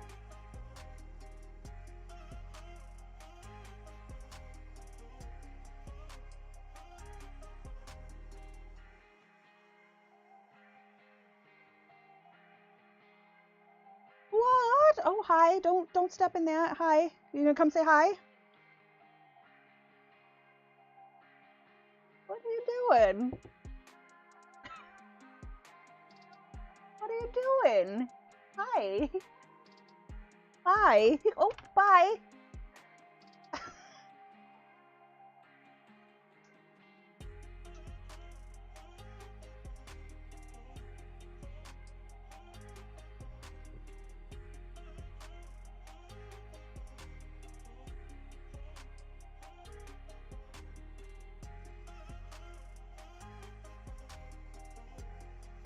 Running a bit behind, I think. Yeah, I tried to figure out how much the delay is. It's not horrible, but... Hello, ma'am.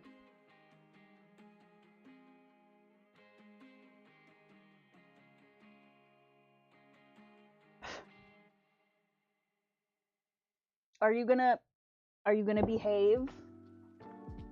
I will say this, you at least just tromp all over my stuff. You don't try and eat it.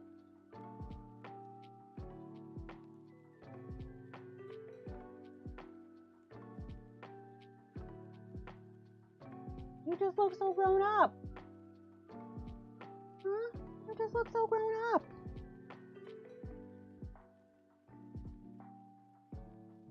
Bye.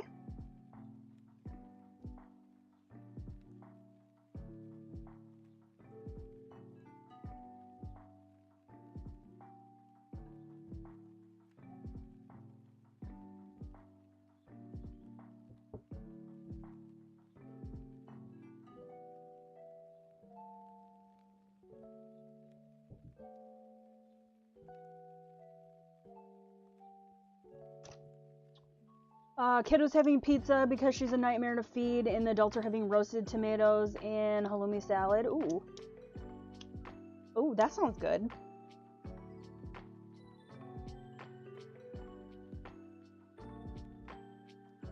Joe was a nightmare eater for like the majority of his formative years, and then apparently like while I was deployed, I don't know what happened, if he just puberty, whatever.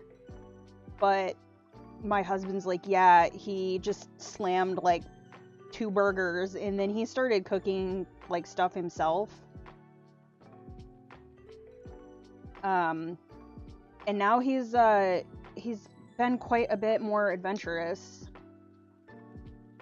And actually, Tuesday has become my favorite night of the week because Joe cooks on Tuesdays.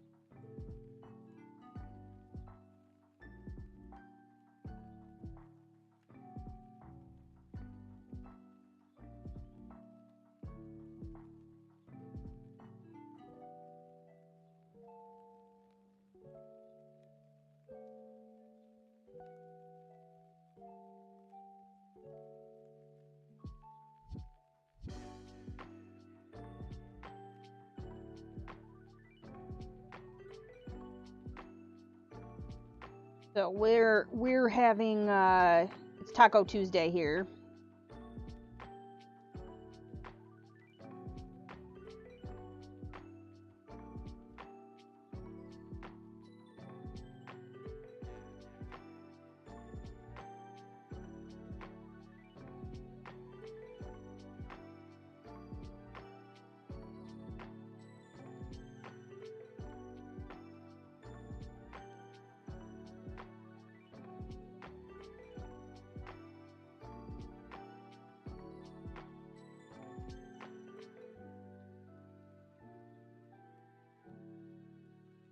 He does. They supposedly need to go away for a few months.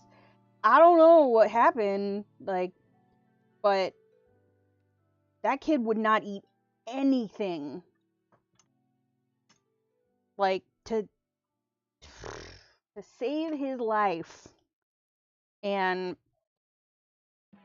although, like, we started doing the Hello Fresh meals a few months ago, like, over the summer when I was really, like, struggling with pretty much like most things, and shopping in large crowded places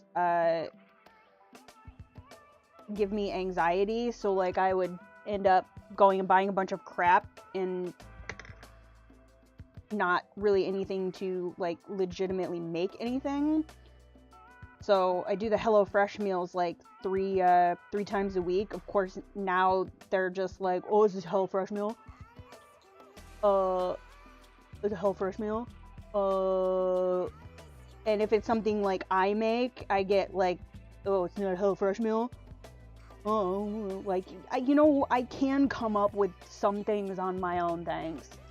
Normally Taco Tuesday here, most Tuesdays, to be honest. That's pretty much like here too.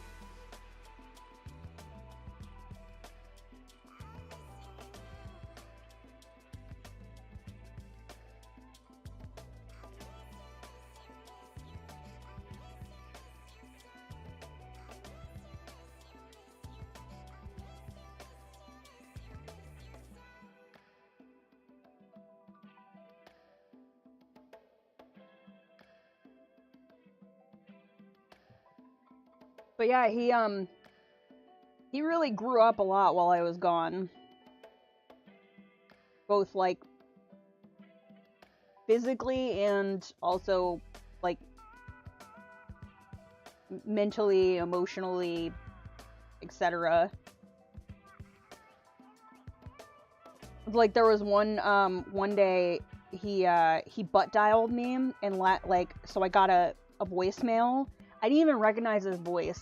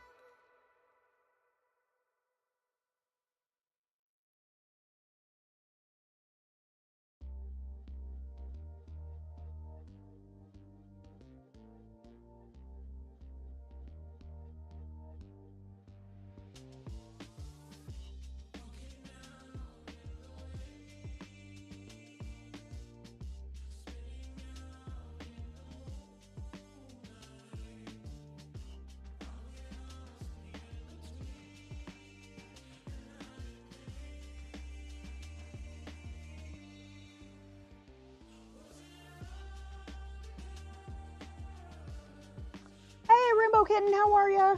Welcome on in. How's your day going? We are back in Fairy Wonderland because I am obsessed with this book. And I feel like at this point, I have committed to doing this entire book in polys.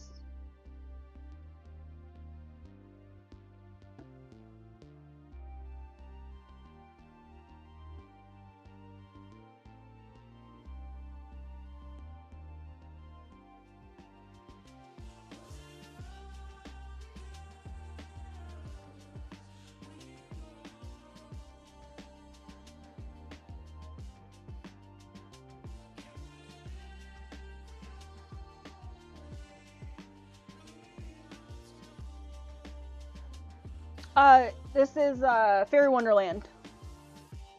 One of the new mythographic books that just came out.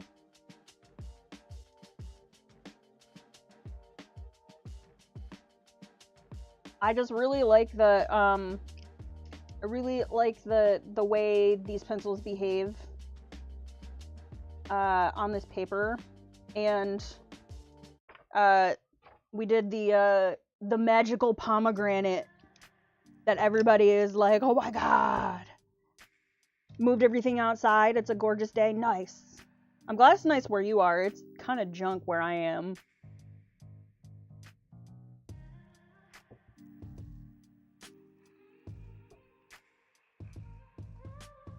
Get it today. Probably have it at Walmart. I would definitely pick this one up.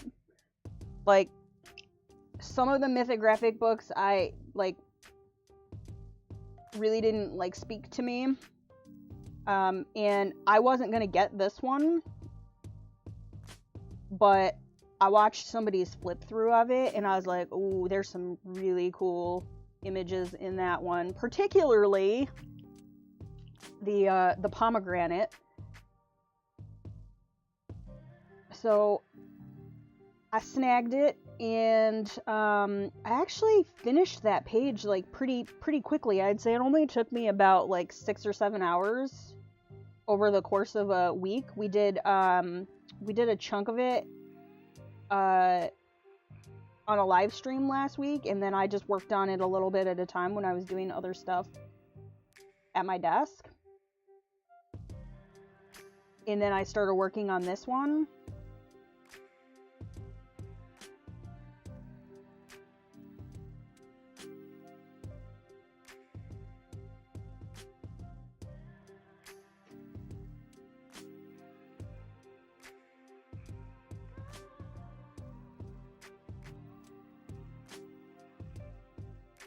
And then I ordered the, was it Crystal Kingdom? That just came out. And then I think there's another one that comes out in March.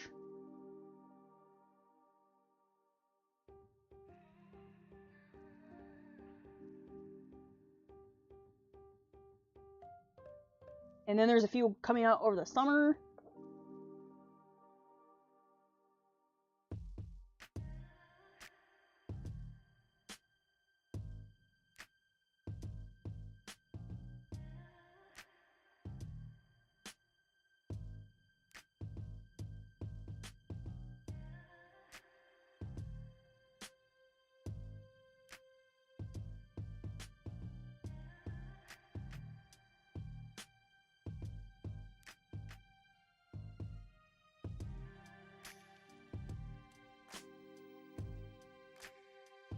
I just feel like they're really banging these mythographic books out.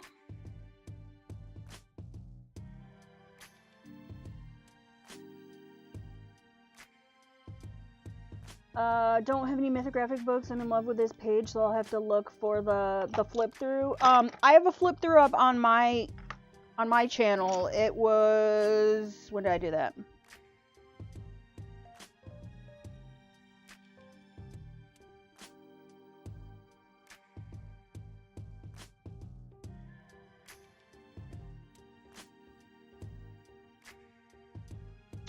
It's like 3 videos back. So it was, I did the flip through for this before the food illustration video. How many artists do they have? That's a good question. I am not sure how they rotate through. I know they've got Joseph Cadenbang, they've got Fabiana Attanasio, Alessandra Fusi. The Crystal Kingdom is a new artist to, it looks like, to their roster, because I didn't recognize the name. And she also has another one. Let me pull this up, and I'm probably gonna butcher her name. Weronika Kalinska is the author for the Crystal Kingdom book. So I'll do a flip through of that at some point. I know there's flip throughs of it already out there. There's also I can't remember, Diego Vassi, I think. Let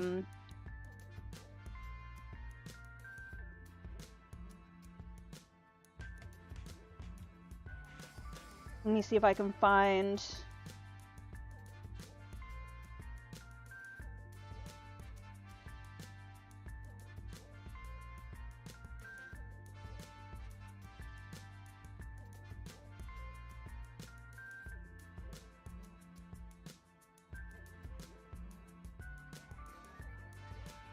Trying to go back a little ways, because I know I have one that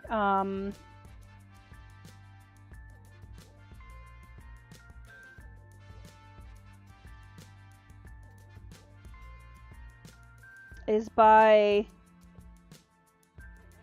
oh, here it is. So the Mythographic Illusion, Weisberg. So Diego Weisberg did the Illusion book. It doesn't look like he has any additional, like, on the docket coming out with them. So I think their 3 main artists are Fabiana, Alessandra Fusi, and Joseph Cadenbang. Hi Courtney, how are ya? Welcome on in.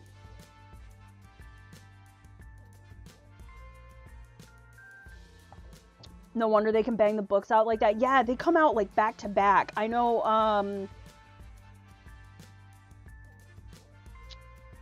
hold on a second, since I have it pulled up here on Amazon.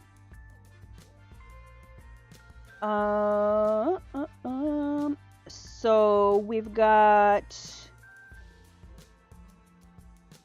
Crystal Kingdom just came out.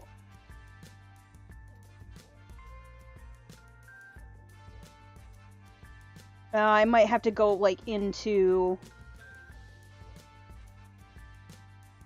individual profiles to find these. I know there's one coming out in March. Wild Summer, I guess, which is the companion to Joseph Catamig's The Wild Winter. That comes out in May. And then I just saw the other day... Okay, so Shangri-La comes out in March. And that is, that's an Alessandra book.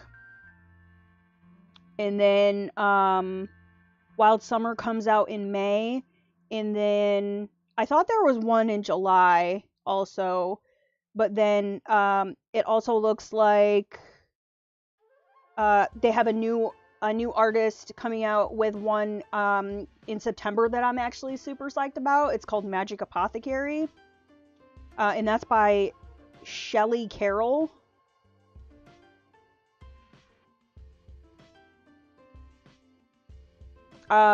Mythical Beasts comes out in July, and that is another Weronika Kolinska book. So it's like they've got one coming out every 2 to 3 months.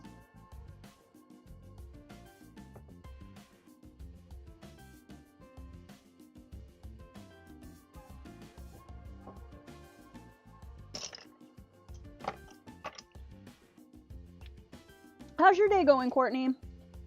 I know there's a bit of a delay, so I do try and respond as soon as I see it, but you guys, it takes a little while, I think, for it to get back to you guys that I've responded. I promise I'm pretty decent about managing my chat.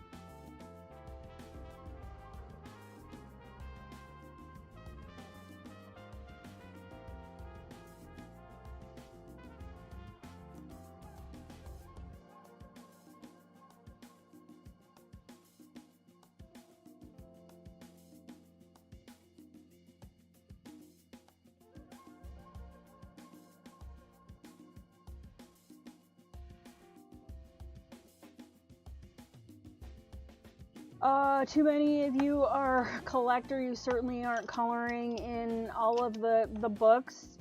And I mean, I'd like to eventually.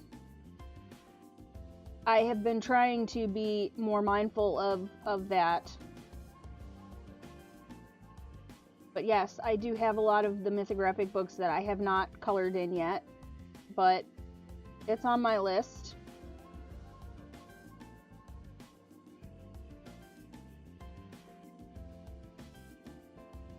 I just feel like sometimes, especially if it's an artist that I really like their work, that I want to support.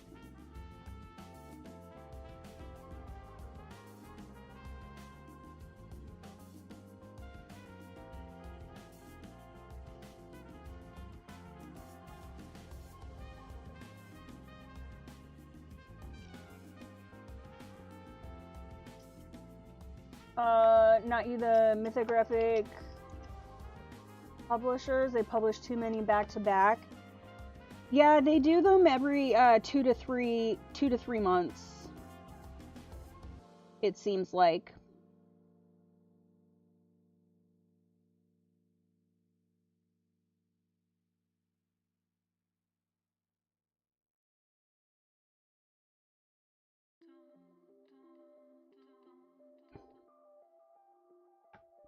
The Magic Apothecary is right up my alley. I love the way that one looks, like from what I've seen of like the cover. So that one I definitely will be picking up. But like I didn't get Cosmic Spirit. That one didn't speak to me, so I forewent that one.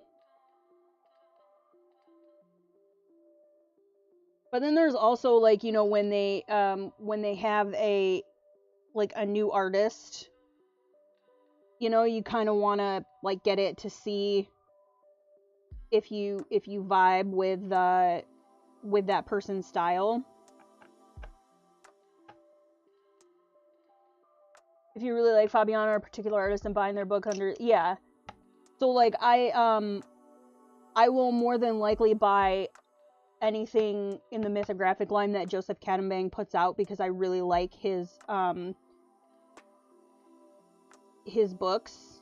I like his art style, and I think out of all of the Mythographic books I have, he is the one that I've colored in the most.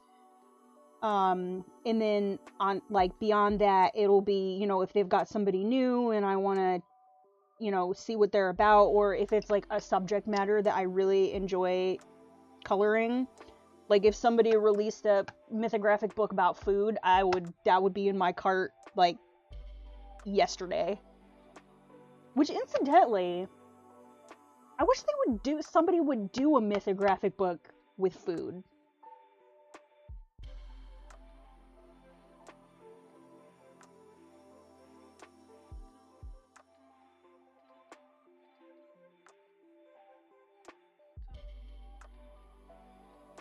But yeah, I definitely have stopped just buying books willy-nilly and really like tried to put thought into, am I going to color this? To that end though, you know, sometimes you see a flip through of something, or you know, you grab it because you see something that you think speaks to you, and then you get it and for whatever reason it doesn't. I've destashed some of my books, and I actually probably need to do another destash.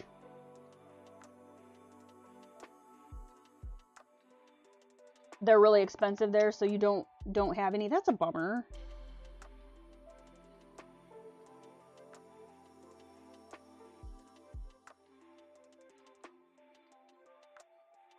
Lorna.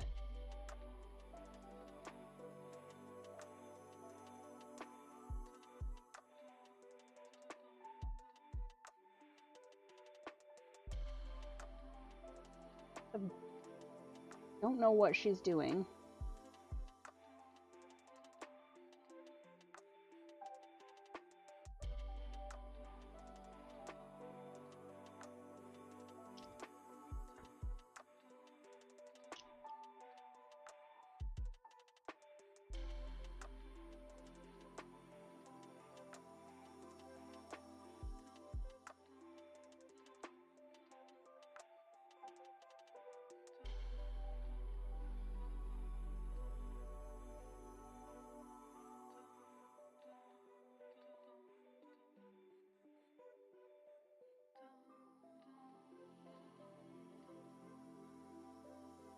Okay, hold on just a second. I'll be right back. I'm gonna go see why this cat is shrieking and hooting and hollering and what she's getting into. What? What's the matter?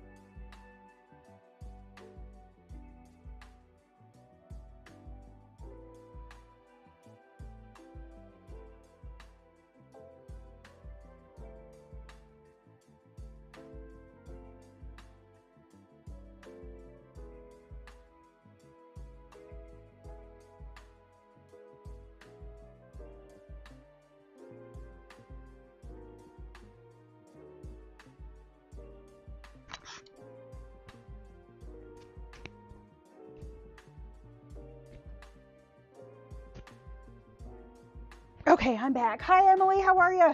Welcome on in. I had to go check on the kitty. I don't know what she was doing, but Lorna is a talker, and sometimes when she gets super chatty, it's because she's getting into trouble. So I was just making sure that she was not wreaking havoc.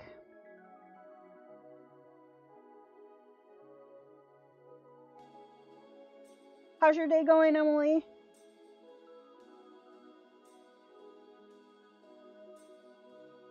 Lorna.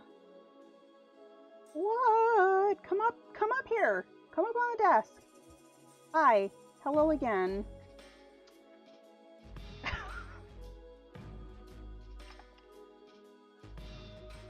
What are you doing? Are you saying hi to everybody? Why don't you hang out in here? Huh? Clearly you want my attention. I love how she comes in and she just looks right into the camera.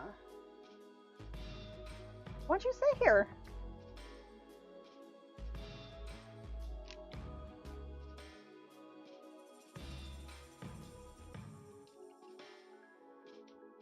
This is no longer my stream, it's Lorna's stream. She'll be taking over.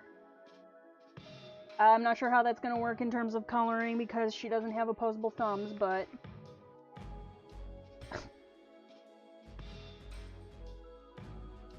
Got a helper for my picture today. Hi, Soup, how are you? Yes, apparently I have a helper.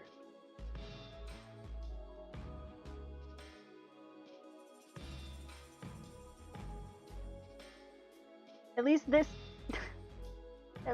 helper doesn't eat the pencils. Here, can we move the book back just a little bit?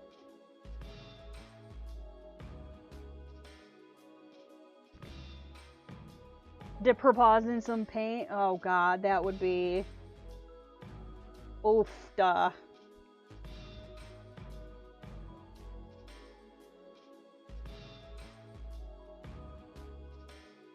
She just walks all over everything. Esther, when she comes up here, she eats the pencils. I have...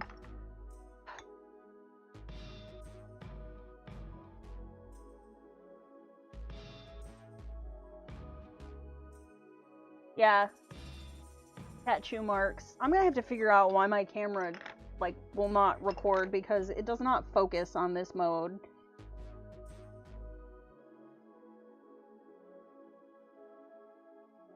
Lurking, while trying to be productive.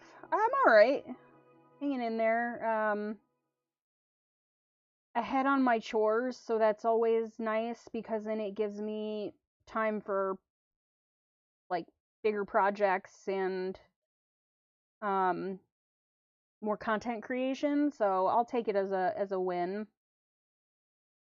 Trying to ride out that side effect of the steroids, I guess.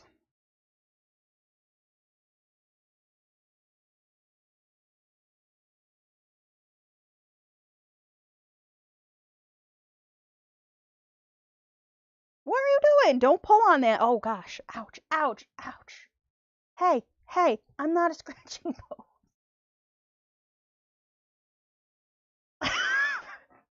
Are you trying to tell me something? Are you trying to tell me that I've worked too long and that you require all of my undivided attention?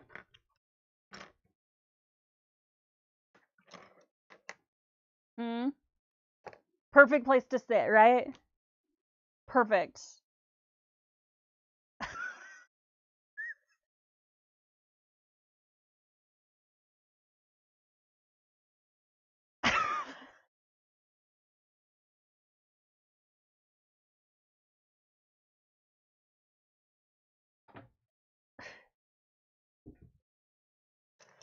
Oh boy.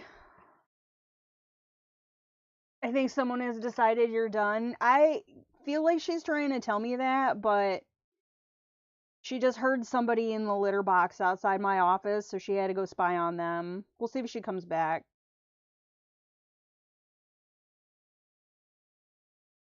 Mom's gotta work. How dare I give attention to anything, anyone or anything else? Yeah, exactly. Not like I'm not trying to make this like a paying thing, you know, so that I can buy her food and treats and toys and medical care. Because honestly, if I do monetize the channel, that's like probably what the majority of anything I make would go for. It'd go back into the channel and then it would go in my vet fund.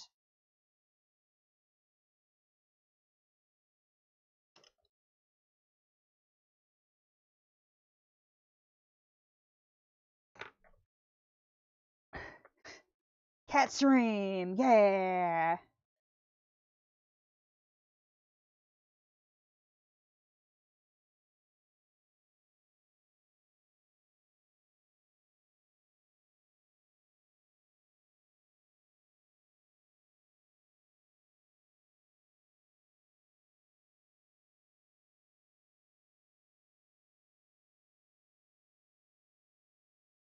Oh, did my playlist stop? It did. All right. I'll go back to the beginning.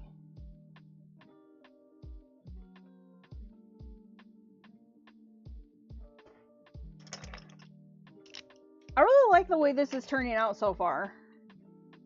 I need to do some more work up here and probably hit this with the alcohol blender, but I don't want to do that until the end because it does make it a little bit harder to then continue to go back in with pencils. So, what is it?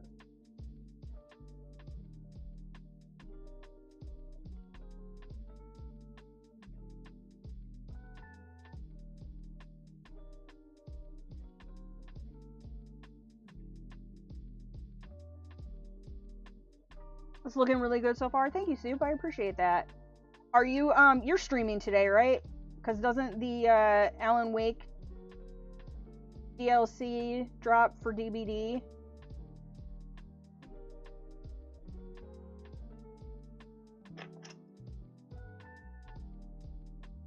Wife would hate this pig though. She feels about grasshoppers the way I feel about bees. Aw, but they have little like violins or violas. One or the other.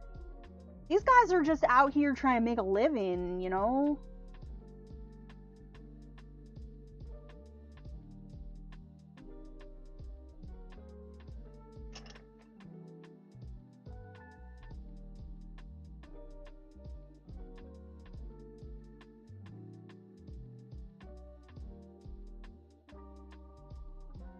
They're super cute, but she's just crazy. I mean, like, I can understand being super irritated when there's one that's like hidden somewhere and you can't find it and it's just chirping and chirping and chirping and chirping and like that I get. Got it already. Yay! You sound so enthused. Like seriously, like I get it, you know, you feel like you gotta at least try, but like if you're enjoying Fallout 76 more, which clearly, judging by the many clips I got of your stream the other day, I'd just roll with that. Or just, you know, log into DBD, play like a match or two to check and see, you know, what it's about. Because really, like, what have they changed from the PTB? You know? Like, if they haven't changed much, is it worth your sanity?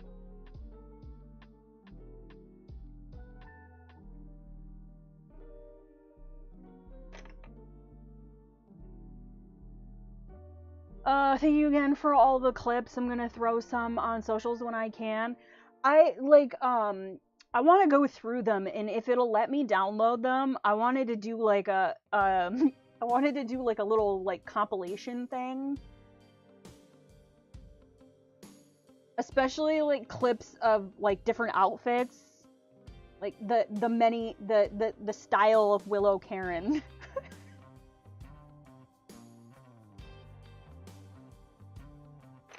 See a bear, be a bear. Let's see.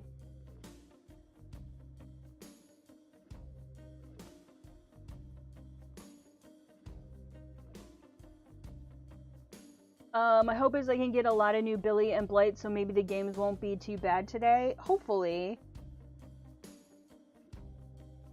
That would be nice.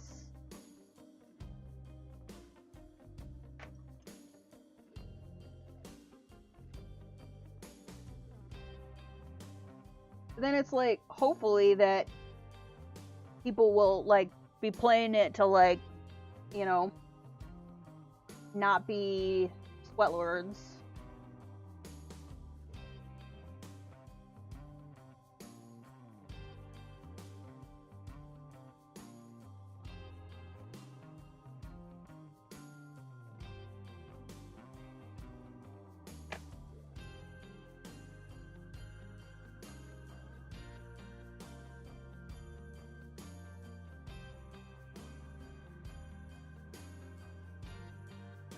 Probably asking too much. Yeah, that's right.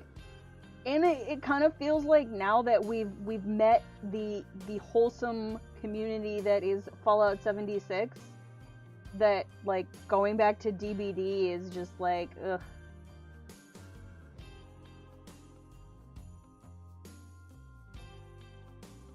I don't know, I guess too for me, like, as a viewer watching the Fallout 76 content is nice because, like, it's different, you know, it's something different, like, every time you play, you know, the quests are different and you get introduced to, like, so many different characters, and sometimes it just feels like DBD is just like, it's the, you know, the same every match, you know what I mean? Like, I'm enjoying that you're enjoying playing the game, and the spontaneity of not knowing what shenanigans are gonna come up has been fun too, from a viewer perspective.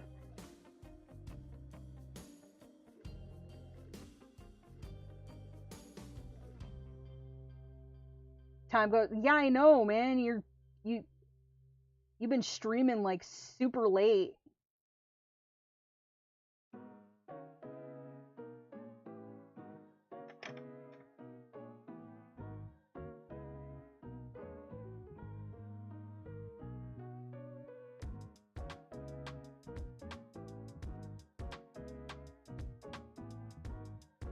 It's like you just kind of get lost in it.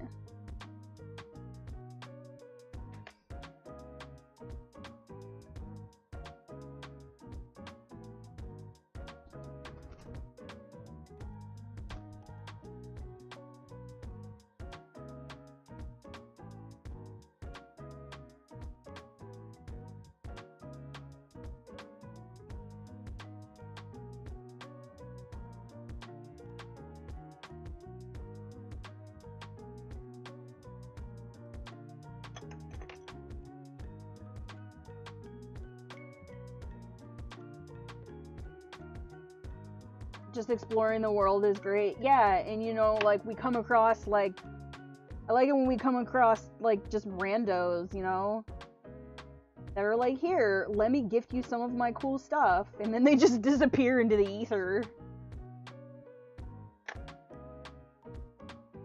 Maybe someday Deuce will find us again.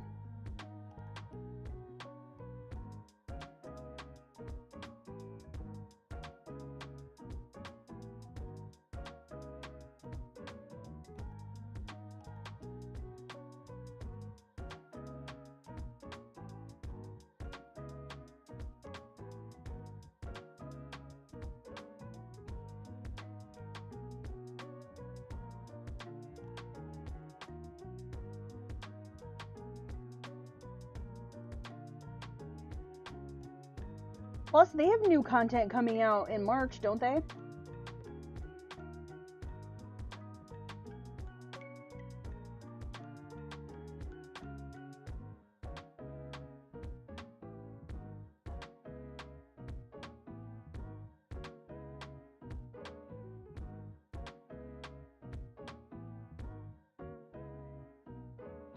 played Fallout 76 a while ago and it's so much fun to watch. It really is hilarious to watch.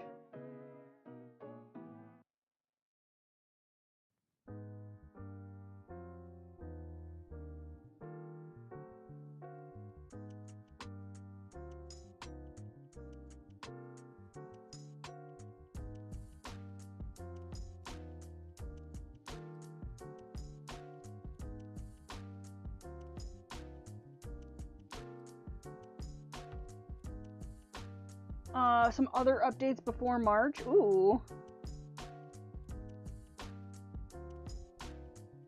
They do like dailies and weeklies too, right?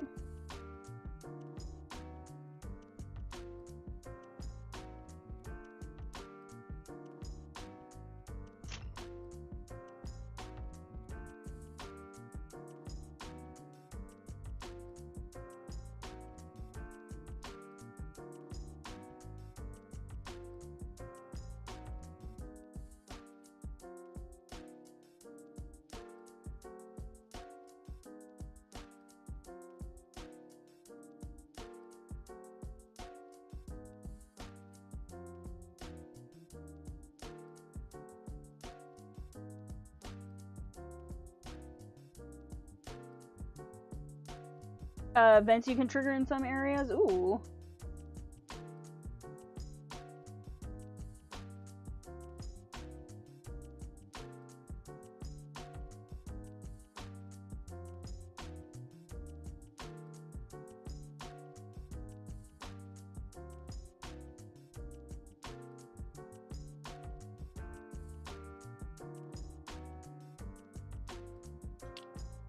Okay. What time is it? We got a little more time. So I'm gonna switch gears and I am going to I'm gonna work on this little dude up here.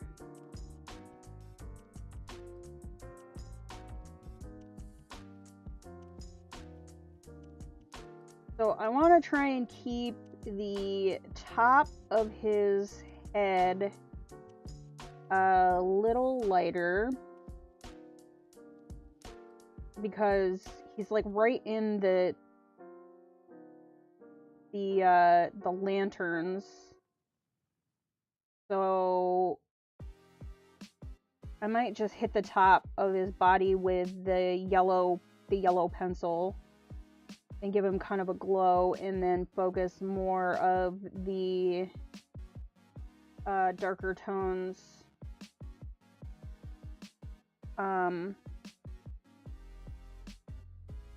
underneath and around the violin. He's extra lit. He's super lit. I don't know why I said it like that, but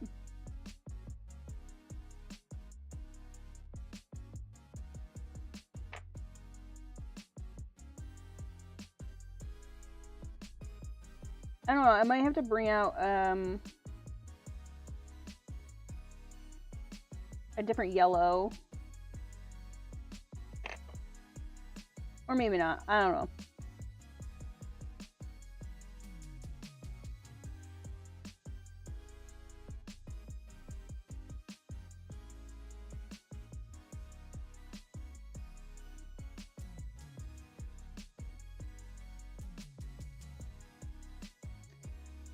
My poor little May green pencil. Although I was looking through the through my case, I do have another May green, but I'm going to use this tiny little Babu pencil until I can tiny Babu pencil no more. Let's play chromium oxide. No, you know what? Since he's in different lighting, we're going to use a different green for his shadows.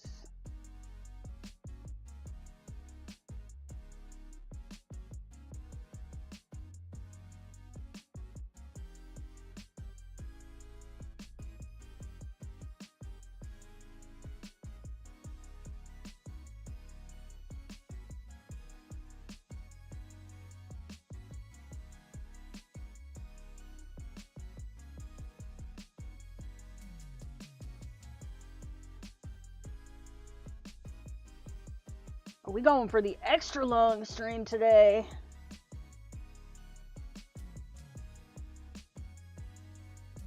As I chastise Soup for his marathon Fallout 76 streams.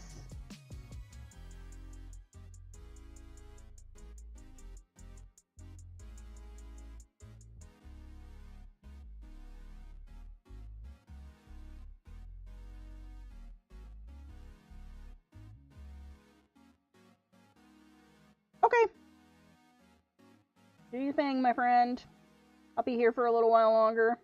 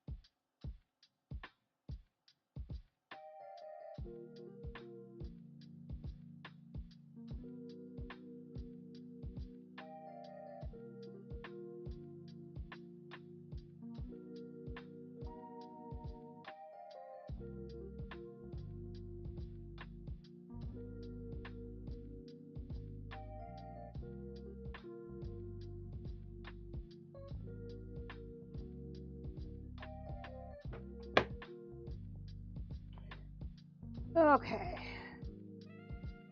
Be nice to at least get this half done-ish.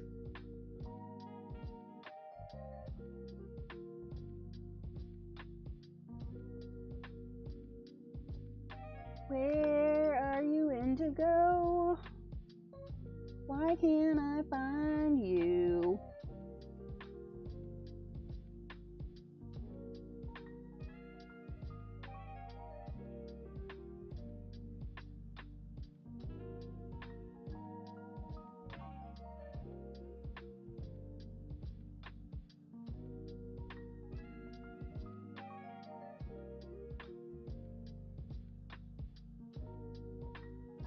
I really need to investigate like how much the delay on YouTube is, because I feel horrible like people come in, I'm generally pretty good about responding like right away, and then I'm like paranoid that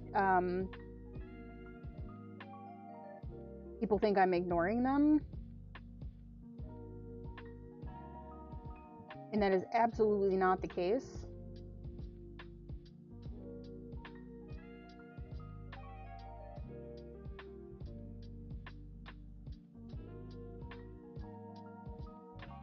But I know I've heard other people mention the delay as well.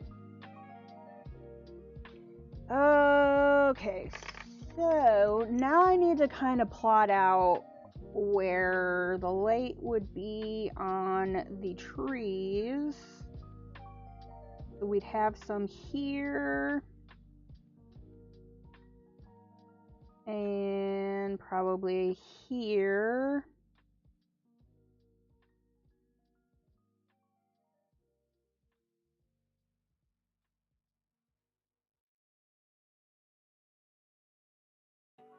Nope, I'm gonna do one side at a time. So let's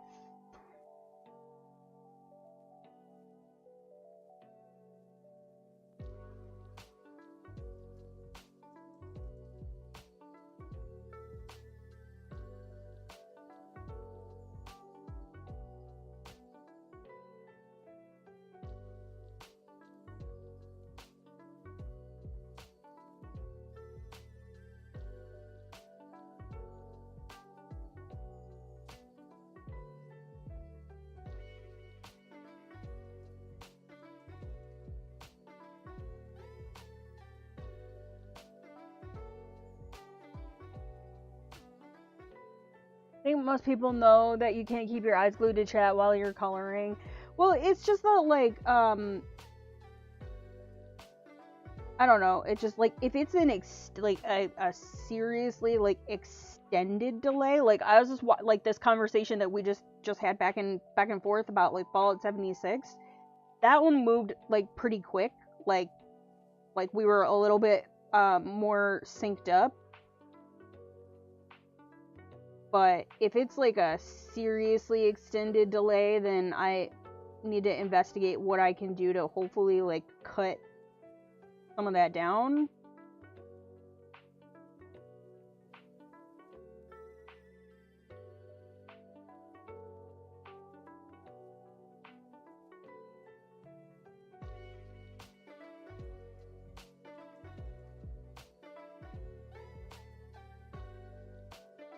Because I mean, I know this happens, like, it happens over on Twitch also.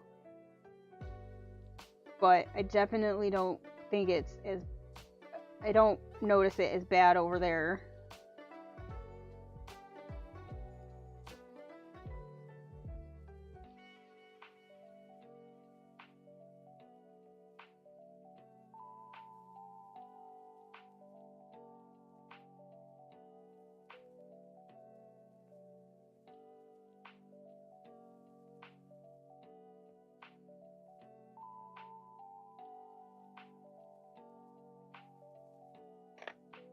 So then I'm going to want to extend this out a little bit here just to bridge that gap so it looks legit.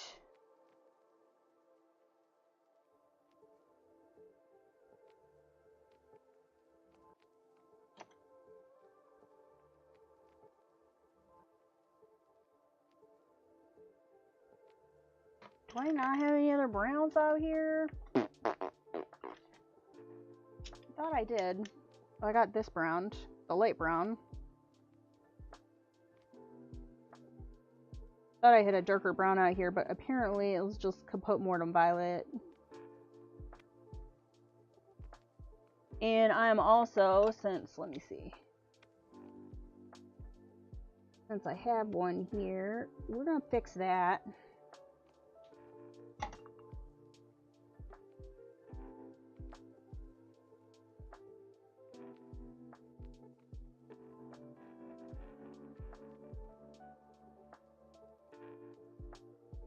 And it won't look bad once I actually color it.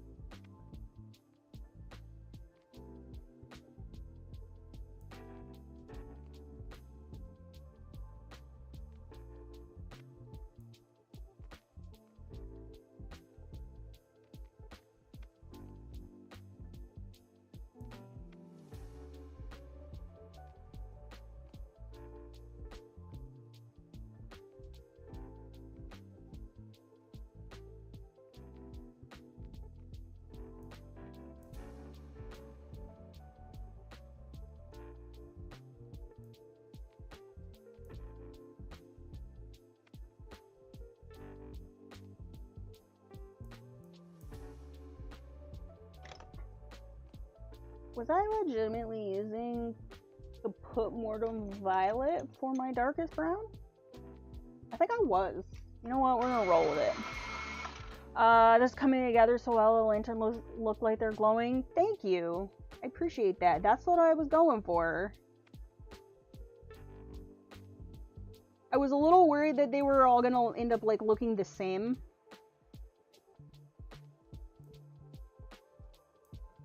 It's tough because it's like I want them to be cohesive, but I don't want them to look all like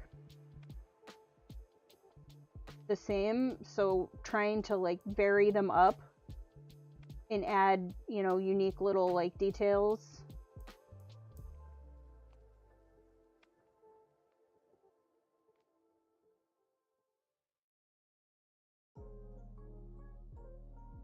I find sometimes I struggle with that. But it's interesting because like I have gone back and watched some of like my older videos, and even gone through some of my like older colorings, and my style has definitely like adapted. I feel like my eye is a little bit different, like how I visualize things. It just feels a little more honed.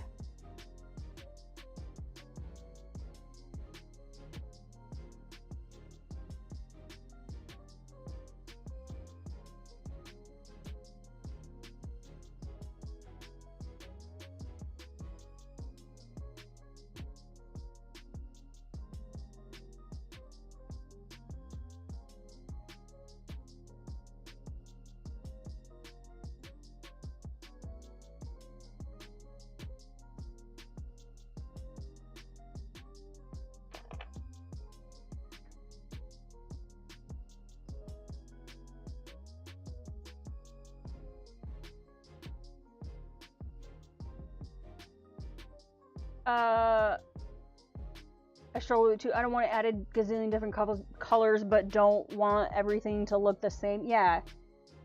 It's like trying to like find cohesiveness and like part of it too is like then it's just a bazillion pencils that are all over my desk that I have to put away. And I don't want to put a bazillion pencils away. And I feel like it just makes the project like take longer.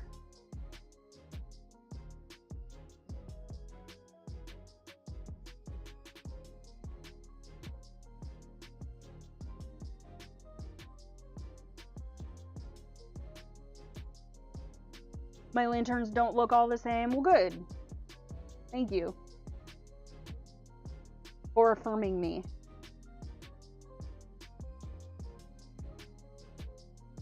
Because like really, like when you look at pictures of some of the, like the lantern festivals, they you know, it's a bunch of like square lanterns.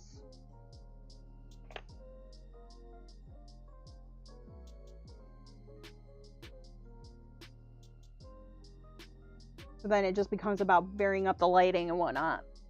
Back with knobs. What are you nomming?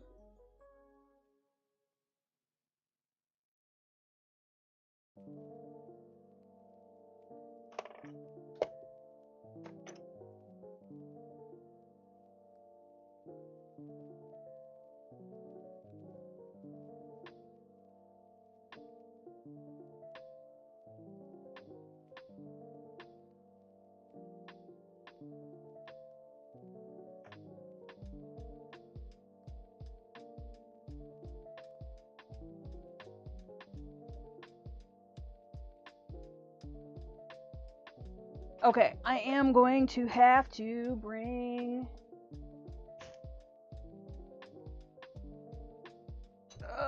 a darker pencil in. Okay, what do we got? You know, like looking at this. Okay, I'm gonna pull this one. I'm gonna pull this walnut brown.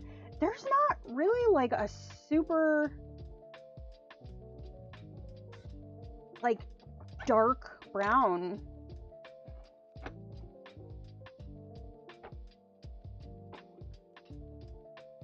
in this. Oh, hey, GD, how are you? Welcome on in. How goes it?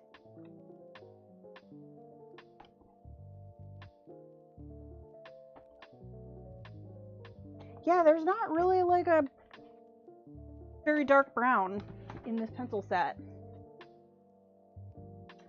So let's see what walnut brown does here for us, maybe.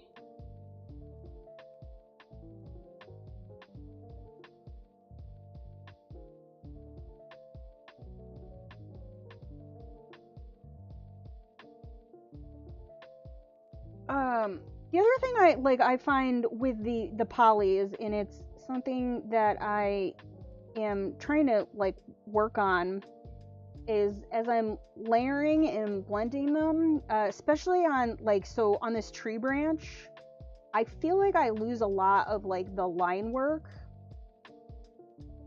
in the detailing. So trying to like keep some of that, and so that it doesn't just look like a giant brown blob.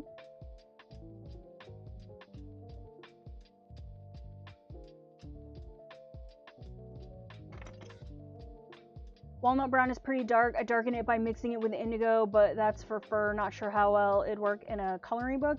I have mixed the indigo with quite a few things, and since I have it out, you know what? Let's roll with it. Let's see what we got.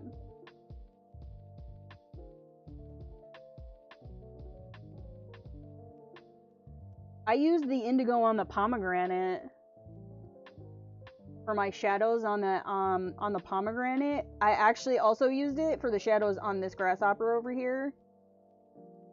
So I am totally not averse to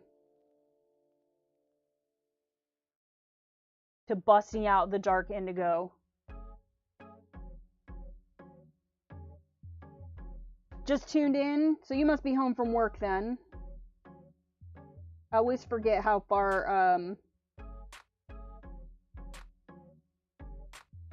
ahead you are in time.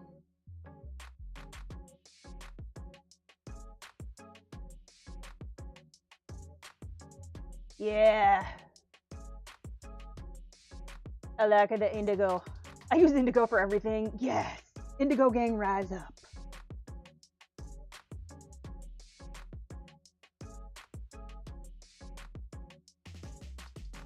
Yeah. I dig it. Walnut plus indigo is one of my go-to combos. Well, thank you, Sonia, for that, because it is now one of my go-to combos.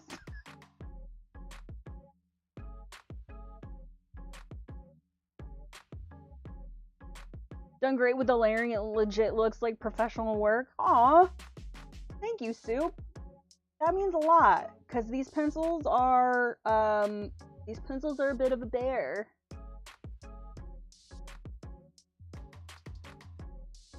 $19.30. Got you.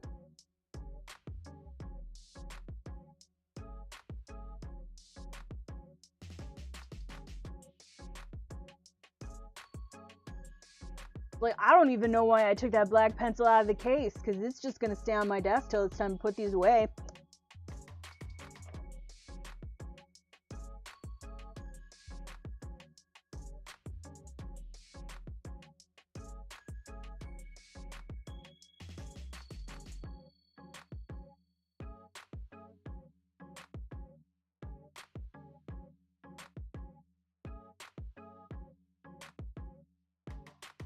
Maybe it's just like, so the outer barrel of the walnut pencil doesn't look like it would be that dark. It's deceptive. It tricks you with its external coating when on the inside.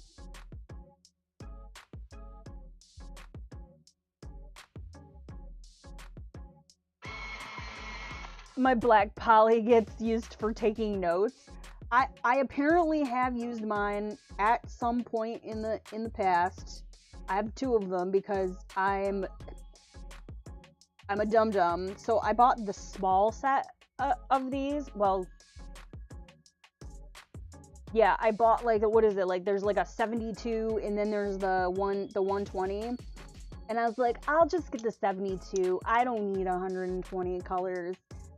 You know, and maybe I won't even like these pencils. And so I bought the 72 set. And I was like, I should have just bought the 120. So I bought the 120.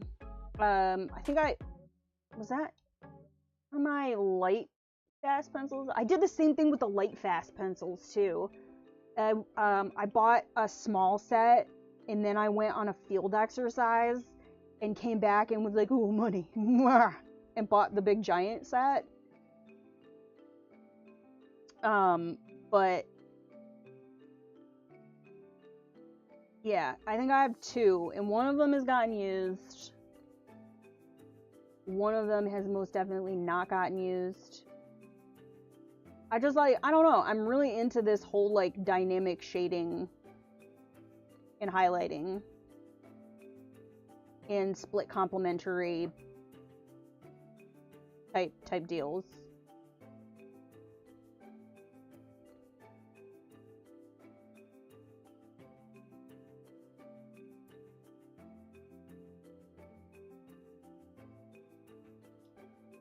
Remind me of our famous Air Force painter, the late Bob Ross. Nah, you can't put me in, like, nah. Bob was Bob. He was a artist and like painter like none other. I'm nowhere close to his level.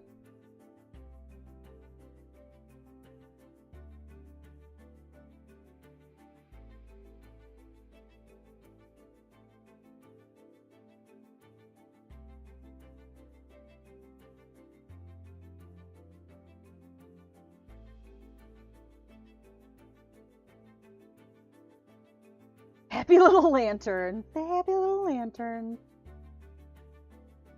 I should change the thumbnail and put that in there. Coloring some happy little lanterns.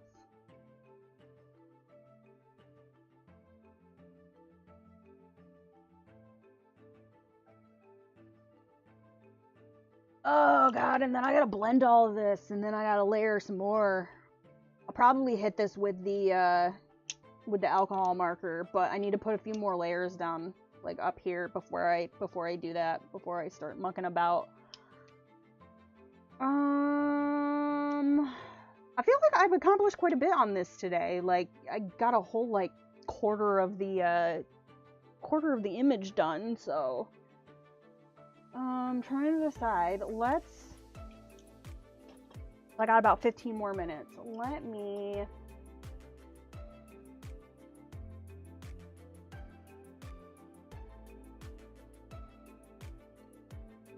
try and ponder here. So... these grass blades, I need to figure out how I want to color these, because I'm envisioning, so I know I did like a purple, like we kind of have to like suspension of disbelief here, artistic license, because if this was like if we were actually looking at this in real life, our foreground is going to be darker than our background and near the moon. So these would be darker down here at the bottom, but because my grasshoppers are green, if I go with a dark green, I run the risk of them kind of like blending into the grasshoppers. But because I've chosen a more dynamic lighting scheme,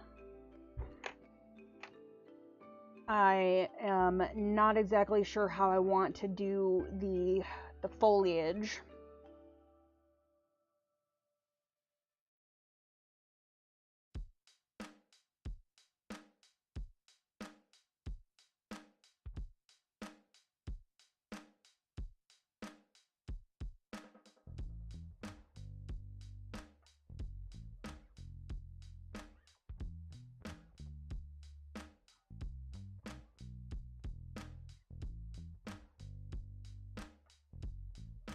Actually, I don't know. These might be...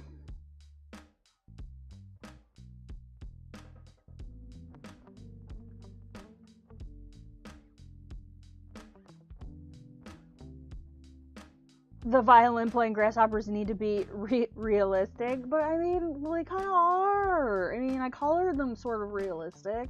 I really like how this little guy up here came out.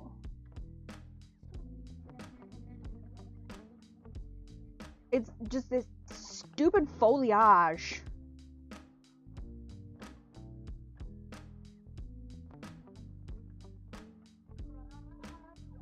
Let me see. Purple sky landscape.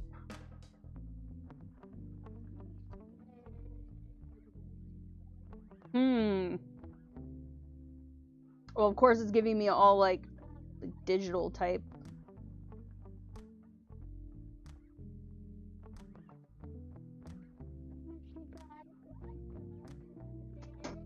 I don't know what to do.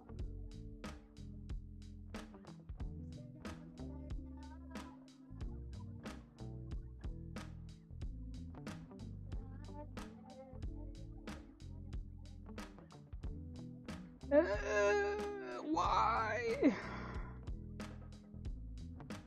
Maybe I'll just leave those for last. And something will come to me.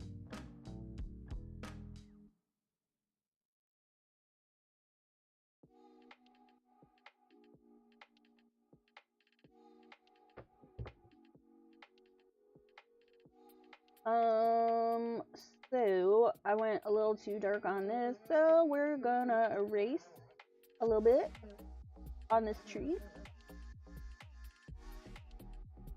Oh, did I take that too far?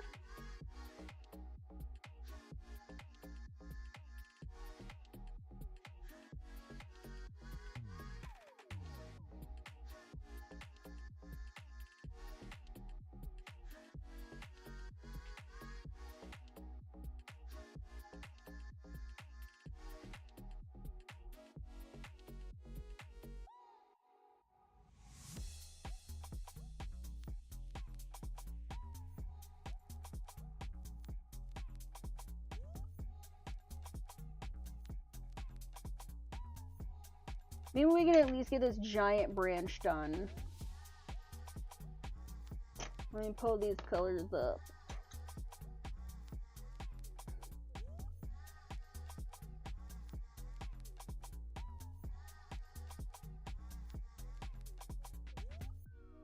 Or at least I can get some color blocking done on this. Did I not even like do anything to this?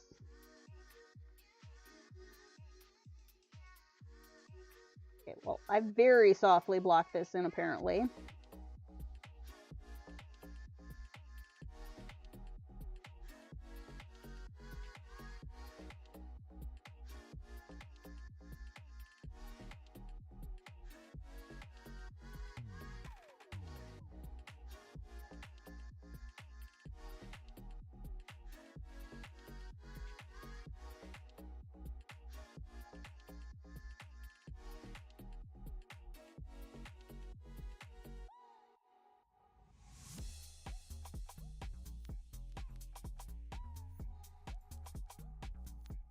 Seriously, you guys, I'm obsessed with this book. I've already started, like, trying to figure out what, I was looking at this one.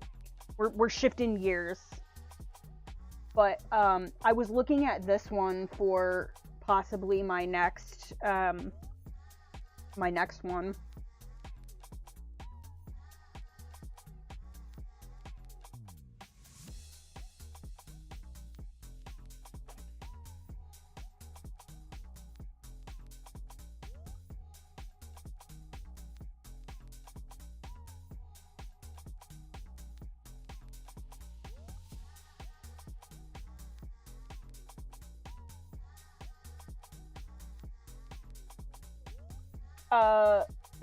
Show a peek of a few more in there? Sure. So, this one's already done. I did this one on last week's live stream, and then I finished up over the weekend. So we got this one. I was looking at this as like a little like Mama Phoenix and some little like baby phoenixes, just cause like the fire. So I have a orange, red, brown color palette in my head for this, and I'm also trying to plan out my next one for a video, because I want to do a more like concise how I color using the polychromos in these books. So I was trying to find a good image that's detailed but not like super detailed. I like this one too.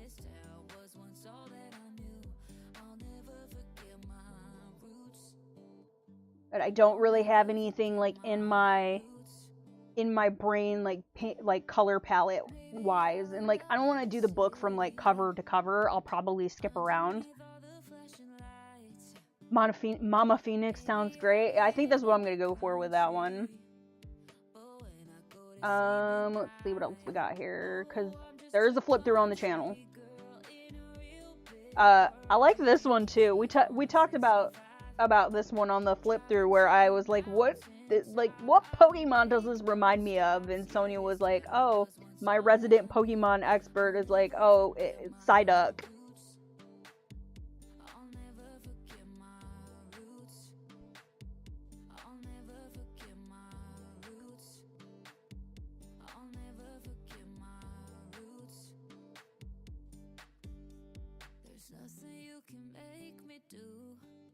It really, like, yeah, it looks like Psyduck. So I kind of had the, like... Oh, stand by. Hold on.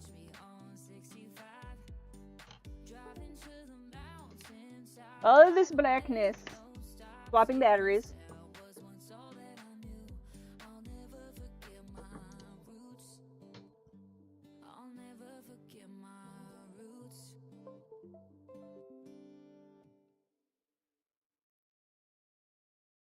I wish it beeped at me and told me my battery was dying.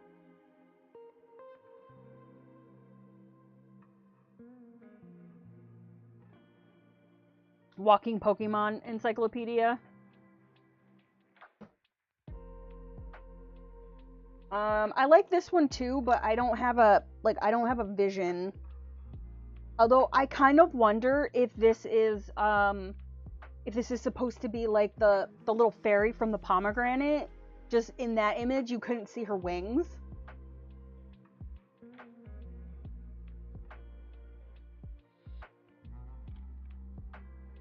I like this one too.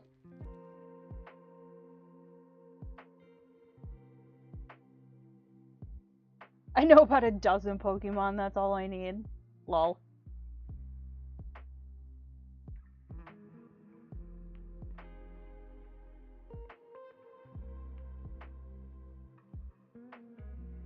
This one is also cute, but since I'm about to do the fish for Ryan's color along, I probably will hold off on this. And I really like this one too.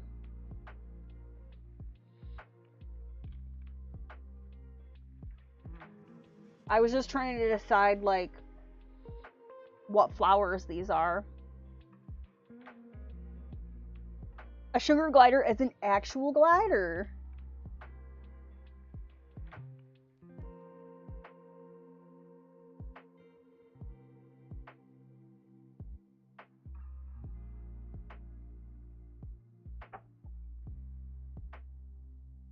And I like this one also. I kind of have a color palette in my mind for this one. Especially if I'm going to stick to the Polychromos pencils.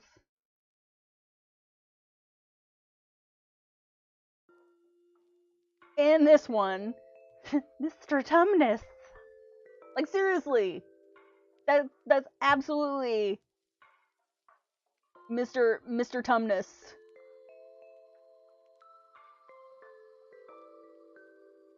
A lot of lovely illustrations. There really is.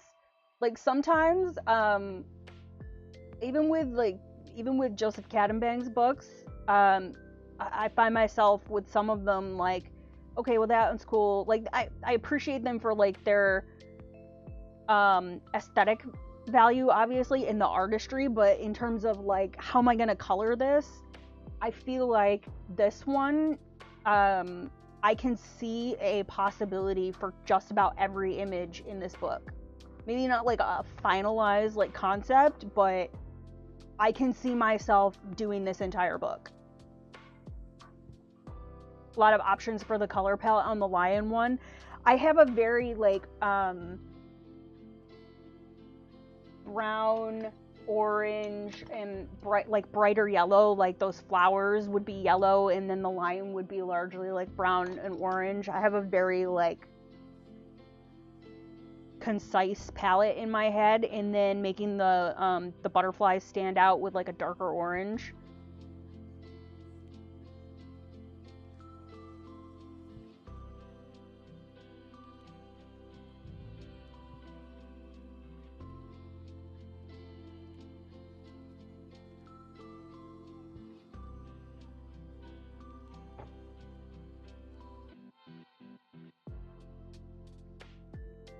This one, I'm not sure about.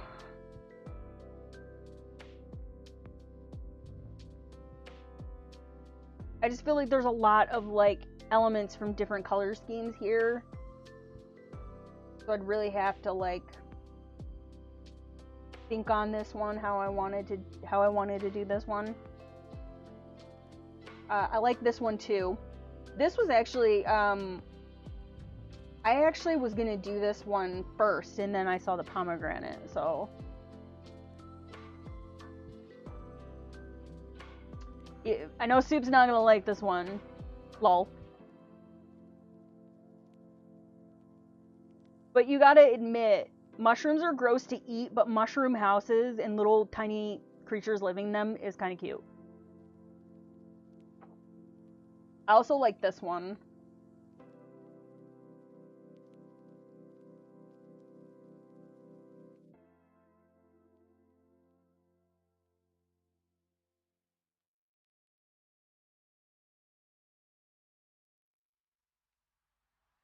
Too many shrooms.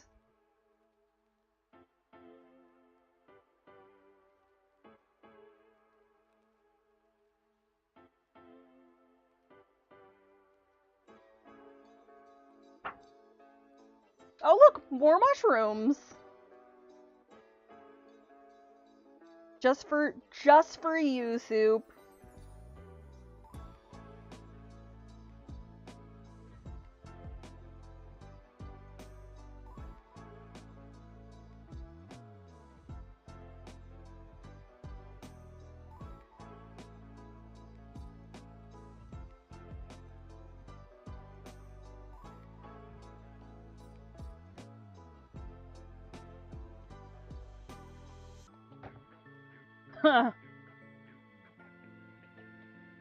I like this one too.